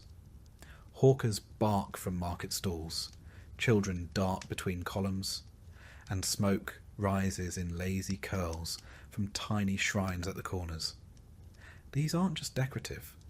These are altars. Small, open-faced boxes are holding flickering lamps, burnt offerings, and the thick scent of sacrificed animal fat. You pass them on your way to work. Maybe bow slightly, maybe don't. Someone always notices. Piety is social currency in Rome. Fail to observe the right rites, and your neighbours won't just talk. They might accuse. The Roman pantheon is crowded. Jupiter rules the skies with thunder and ego. Juno watches over marriage, whether it's miserable or not. Mars is the god of war and masculinity, and Vesta keeps the sacred flame of Rome burning. A job so important that her priestesses, the Vestal virgins, are chosen as children and punished by death if they break their vows. That's the world you live in, one where virginity, fire, and political stability are all bound in a single thread, and where the divine is never more than a few footsteps away. Religion isn't optional, it's calendarized. Over 100 official festival days a year. Lupercalia, where half-naked men chase women through the streets in the name of fertility. Saturnalia, where slaves and masters switch roles for a day in a wild, upside-down mockery of freedom. And then there are the Consualia, Vinalia, Robigalia, and more. Festivals to crops, harvests, rain, sun, and even mildew. Yes, mildew. Because in Rome, every natural force has a name, a temple, and a priest. You, as a poor plebeian or freedman, can't afford expensive sacrifices. But the elite can, and they make sure you know it. Wealthy patrons slaughter bulls at the temples, their robes splashed with blood, incense thick in the air, while you stand at the back, clutching your small votive figurine, hoping the gods can hear your prayer from that far away. The ritual language is often Old Latin, barely understandable, even to those reciting it. But the spectacle, that's clear enough. Religion is theatre. It always has been. Do you take part when you can? Maybe your guild hosts a minor ceremony. Maybe you help lead a procession through the street for a local deity. These rituals are public and communal, but also strategic. They reinforce your place in society, remind you of who rules, and give you a sense that, however lowly your station, you're at least part of something bigger. Of course, not everyone thinks alike. By the 1st century CE, the Roman world is already deeply diverse. Foreign cults have seeped into the cracks of the empire. You might hear whispers of a mysterious Eastern goddess named Isis, whose followers wear white and chant in candlelit rooms. Or a strange sun god from Persia, Mithras, whose rites involve secret underground gatherings and symbolic meals of blood and bread. These religions are sometimes tolerated, sometimes outlawed, and always watched with suspicion. Romans value order above all. Anything that smells of disloyalty or secrecy is dangerous. That's why, when Christianity begins to spread, it doesn't just make the authorities nervous. It enrages them. A religion without sacrifices? A god without a face? A group that refuses to honour Jupiter or Caesar? That's not just impious, that's treasonous. But you, in this moment, probably don't think about Christianity. It's still a strange foreign sect on the fringes of Roman cities. You've heard of them, maybe. But your life is ruled by the gods of your ancestors, the expectations of your community, and the sheer momentum of tradition. Superstition is the second skin of daily life. You avoid walking under ladders, not because it's unsafe, but because it invites bad luck. A black dog seen at night? Omen of death? A sneeze? You immediately say salve, not out of politeness, but to protect the soul from escaping. You know the signs. A bird flies to the left. Bad news. Thunder after dusk. Don't travel. Dreams are interpreted, entrails are read, and omens are everywhere. Even the emperors consult augurs before battles or decisions. And it's not just the living you worry about. The dead don't stay quiet.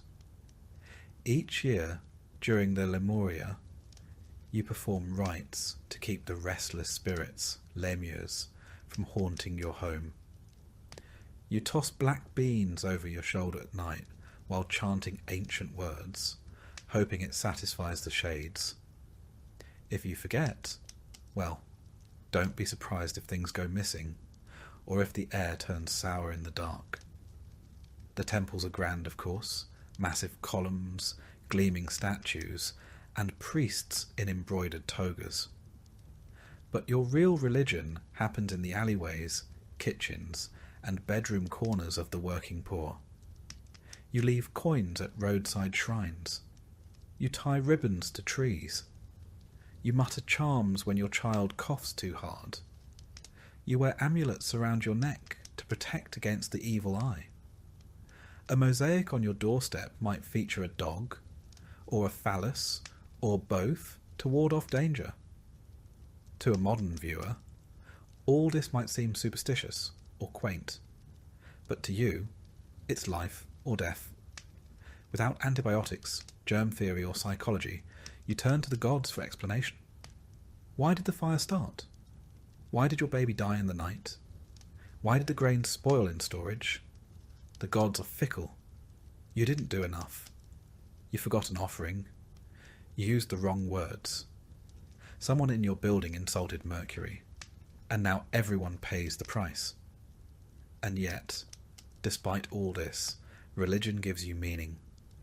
A structure. A rhythm. A way to understand the chaos. When your child is born, you present it to the genius of the family. When you marry, you light the ceremonial torch and bind hands with sacred ribbons. When someone dies, you mourn for the prescribed number of days, burn their possessions, and whisper their name until your throat goes hoarse. Because in Rome, remembering the dead is how you keep them alive. To be forgotten is the true death. That's why inscriptions fill the walls of tombs and columbaria, names carved into stone so that someone, anyone, might remember them. And so you keep praying, offering, watching.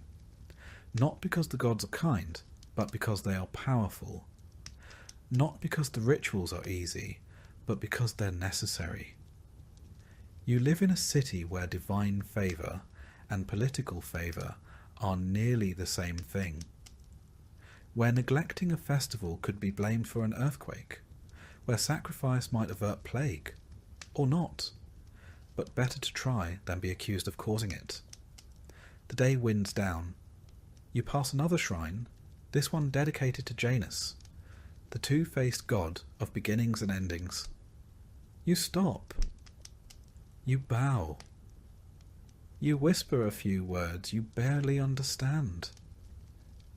Because the gods are everywhere in this city.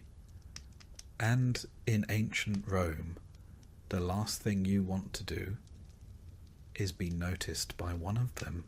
The sun is low on the horizon now, casting long shadows across the uneven, cobbled streets of Rome.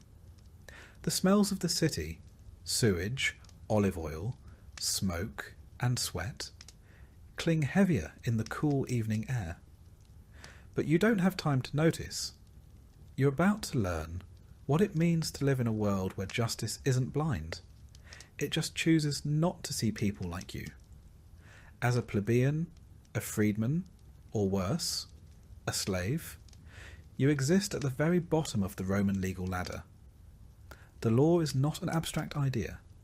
It's a tool of control written by the elite to protect property, preserve hierarchy, and make examples out of the lower classes. Forget equal rights. Justice in ancient Rome is transactional. If you lack wealth or connections, the law is less a shield and more a weapon pointed squarely at your neck. Let's say someone accuses you of theft. Maybe a fellow vendor claims you've shortchanged him at the market. Maybe a neighbour thinks you stole a loaf of bread, or someone's sandals went missing, and your name was mentioned. That's all it takes. You're hauled in for questioning, and the burden of proof doesn't fall on your accuser. It's on you. And in many cases, if you're a slave, it doesn't matter whether you're guilty or not. The only question is how much pain it'll take to extract your confession. Torture is not only legal in ancient Rome, it's expected, especially if you're enslaved. The logic goes like this. A slave has no honour, so they can't be trusted to tell the truth without persuasion. That persuasion comes in the form of whips, branding irons and racks. You can be interrogated simply for being in the vicinity of a crime. If your master is murdered, all the slaves in the household can be tortured and executed, regardless of guilt, just to make sure the true culprit is among the dead. Even as a citizen, your options aren't much better unless you're wealthy. Legal representation exists, but lawyers, called advocati, aren't paid in fees. They work for favours, social advancement, or because they're seeking political attention. And if your case is brought before a magistrate or in front of a public tribunal, you better hope your opponent isn't rich. Bribery is commonplace. Trials can be delayed indefinitely. And the judges are often members of the same elite class as the accusers. Connections matter more than evidence. Punishments are public, brutal, and designed to humiliate. Flogging, exile, and execution are on the table, but they scale with status. If a patrician commits a serious crime, they might be allowed to go into exile quietly, keeping their wealth and titles. If a plebeian does the same, it's chains, lashes, or worse. Execution methods vary. Beheading is considered relatively merciful, clean, quick, and reserved for Roman citizens. If you're not a citizen, crucifixion is far more likely. It's agonizing and public, reserved for slaves, rebels, and the lowest criminals. You'll be stripped, whipped, nailed to wood, and left to die in the open. The birds will arrive before you're even gone. Romans view this not just as punishment, but as spectacle, one last degrading performance before death. But not every crime gets you executed. Petty theft might earn you a beating or branding. You could be tied to a post and scourged in the forum for passers-by to jeer at. Repeat offences might get you sold into slavery, yes, even if you were born free. Rome has no concept of rehabilitation. You're either useful to the state or you're disposable. Now imagine you're caught in debt. Maybe a bad harvest forced you to borrow grain. Maybe your family needed medicine. Debt in ancient Rome is dangerous. If you can't pay it back, your creditor has the legal right to seize your property or your body. You can be imprisoned, sold as a bondservant, or forced to labour to pay off what you owe. The system is predatory, and it's meant to keep the lower classes forever straining just to survive. And don't expect privacy or calm. Justice happens in public spaces, the forum, the basilica, sometimes even the market. Crowds gather to watch the proceedings, cheer on accusers, or jeer at defendants. For the Roman public, justice is part legal process, part blood sport, and part civic theatre. But perhaps the most chilling aspect is this: the law is deeply intertwined with spectacle. Rome's public games, executions, and military punishments blur the line between civic order and entertainment. Criminals sentenced to die might be thrown to wild beasts in the amphitheatre. This isn't metaphor. It's a Tuesday. A prisoner convicted of treason or theft could be chained and released into the Colosseum, unarmed, to be mauled by lions, leopards, or bears to the delight of thousands of spectators. The screams echo. The crowd roars. The Senate nods in approval. The logic behind this is both pragmatic and cruel. These executions are warnings, reminders of who holds power. And if they happen to distract the public from grain shortages, political scandal, or border unrest, all the better. For Roman women, the law offers even less protection. A husband can legally kill his wife if she's caught in adultery. A father can disown or execute his child under patria potestas, the absolute power of the male head of household. Domestic abuse isn't a crime. It's a family matter. In theory, a woman can take legal action. In practice, she is silenced by layers of custom, intimidation, and institutional indifference. Religion is no safe haven either. If you're accused of impiety, failing to observe proper rites, speaking against the gods, or accidentally disrupting a sacred procession, you can be punished swiftly and without appeal. Rome doesn't separate church and state. To question religion is to threaten the republic itself. There are prisons, yes, but not as punishment. They are holding pens, temporary jails where the accused wait for trial, execution, or sentencing. They are dark, filthy, overcrowded, and filled with despair. Most don't leave alive. The Tullianum, Rome's most infamous prison, is a damp underground dungeon. Prisoners sent here are either destined for death or forgotten entirely. Even if you're innocent, your life can unravel fast. A single accusation can lead to financial ruin, social disgrace, or permanent injury. Witnesses can be bribed. Testimony can be coerced. And evidence, when it exists, is often little more than rumour wrapped in a toga. The irony is that Rome sees itself as the pinnacle of civilization. And in many ways it is. It has an advanced legal code, courts, appeals, and procedures written into stone. The 12 tables, published in the 5th century BCE, were hailed as a step toward justice for all citizens, and later reforms introduced by emperors like Augustus and Hadrian did try to standardize trials and offer protections. But those reforms don't reach everyone, especially not you. You're a peasant, a tradesman, a former slave, a woman without a dowry, a child without a father. In Rome, justice wears a toga, but it walks with a blade. So what do? You try to stay invisible. You keep your head down, avoid debt, avoid conflict, and pray your name never comes up in a whisper that matters. Because here, in the shadow of the Palatine Hill, justice isn't about what's fair. It's about who holds the power, and how willing they are to use it. Tomorrow you'll wake up and try again to survive the Roman day. But tonight, sleep lightly. Because in ancient Rome, justice may come at any time, and it rarely knocks twice. By now, you've endured sewage in your stew, slept under lice-infested wool, and laboured under a sun that cooks clay. You've chafed, bled, and aged 2 decades in a single day. But even in ancient Rome, all roads eventually lead to one place, death.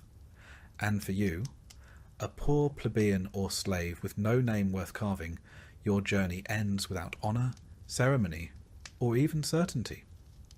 Let's not sugarcoat it. Death came early, and it came often. For the Roman poor, life was less a candle gently extinguished, and more a torch that flared, sputtered, and was abruptly snuffed out by accident, infection, starvation, or violence. You didn't so much pass away as fall apart. Life expectancy in Rome hovered somewhere between 25 and 30 years. That number is skewed by the high infant mortality rate. Nearly 1 in 3 babies didn't survive their first year. But even if you made it past childhood, you lived hard and died young. A minor fever might spiral into sepsis. A broken bone could fester into gangrene. A minor cut in the wrong part of the slums might mean a slow rot with no cure. Penicillin? That's 18 centuries away. Let's say you don't die violently. Let's pretend you just waste away, as many did. In that case, your last days are spent in a cramped tenement apartment, reeking of chamber pots, your breath wheezing through cracked lips. No hospitals, no nurses. If you're lucky, a relative might hold your hand, but just as often, your body is found days later, stiff and still, the rats already curious. So what happens next? If you're a slave, you're property. Your body will be dumped without ceremony in a mass grave called a peticuli, a pit filled with layers of anonymous corpses, decaying in the sun outside the city walls. No headstone, no urn, no prayer, just the quiet churn of decomposition. These pits were Roman efficiency at its most callous. Hundreds of corpses dumped, covered in lime to mask the stench, then forgotten. If you're a free, poor Roman, you might fare marginally better. Marginally. Your family, if they can afford it, might pay a burial club, a collegium funeraticium, to secure you a small funeral. These clubs were the closest thing to insurance for the working poor, pooling dues to provide the minimum, a proper cremation or burial, and a modest ceremony. You might even get a small plaque or terracotta urn if your family scraped enough coin together. But if they didn't, back to the pit you go. Now let's talk about what the Romans believed came next. The afterlife, according to traditional Roman religion, was a murky and uninviting place called the underworld. It was neither paradise nor punishment, just a continuation of existence, only dimmer. The souls of the dead, manes, wandered restlessly unless properly appeased with food, drink, and ritual. The poor couldn't afford grand rites, which meant many spirits were believed to linger as hungry, vengeful shades. The wealthy, of course, had tombs, mausoleums, engraved sarcophagi, and elaborate rituals. Some had their ashes stored in beautiful marble urns inscribed with poetry. Their names would be spoken for generations. You, on the other hand, may have never had a full name recorded at all. And the worst part? Death wasn't even safe from politics. If you were executed, your body might be denied burial altogether, especially if convicted of treason or sacrilege. Criminals were crucified, left to rot as a warning, their bones scattered by dogs. Others were condemned to damnatio memoriae, condemnation of memory, where their names were scratched off records, statues defaced, their identities erased from history. There's something uniquely cruel about dying twice, once in the body and once in the memory.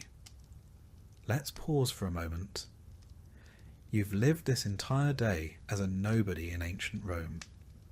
You've eaten spoiled lentils, relieved yourself in a broken pot, fought rats for a spot to sleep, and collapsed after hauling bricks or firewood or wet laundry in the relentless sun. And now, after all that, your death is quiet, unrecorded, and statistically expected. It would be easy to end the story here in silence, buried beneath a mound of others just like you. But history isn't only about endings. Sometimes it's about perspective. So let's take a breath. Right now, you're probably lying in a bed, a real one, with blankets that aren't alive. You likely have access to medicine, clean water, and food that doesn't require a risk assessment. You've brushed your teeth today. You've looked at a screen. You're not fighting for survival, not in the ancient sense. And yet, this Roman peasant you embodied today, the one scratching at lice, bartering for onions and ducking chamber pots, still matters, because they're real. Not by name, perhaps, but by the millions. Their backs built aqueducts and temples. Their voices echoed in forums.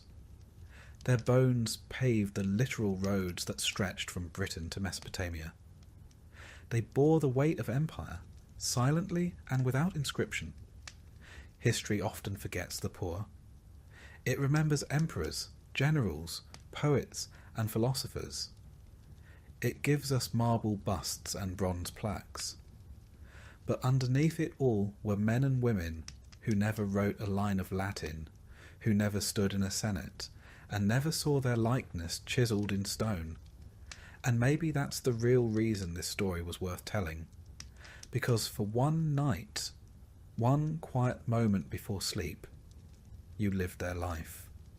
You felt the straw under their back, the cold breath of winter between cracked walls, the weight of hunger, and the absurdity of surviving a world designed to break you. You didn't last a day, not really, but you came closer than most ever will. And when you wake up, maybe you'll carry something with you. Not guilt, not pity, just perspective. Perspective that clean water is not guaranteed, that hot food is not a given, that your bed, your toothbrush, your medicine, your toilet, they're not minor luxuries. They're miracles stacked one on top of the other, born from centuries of struggle, from broken backs and forgotten lives. So, as the screen fades to black, and the last words whisper into your ear, take a moment, thank a peasant. They're the reason you're not one.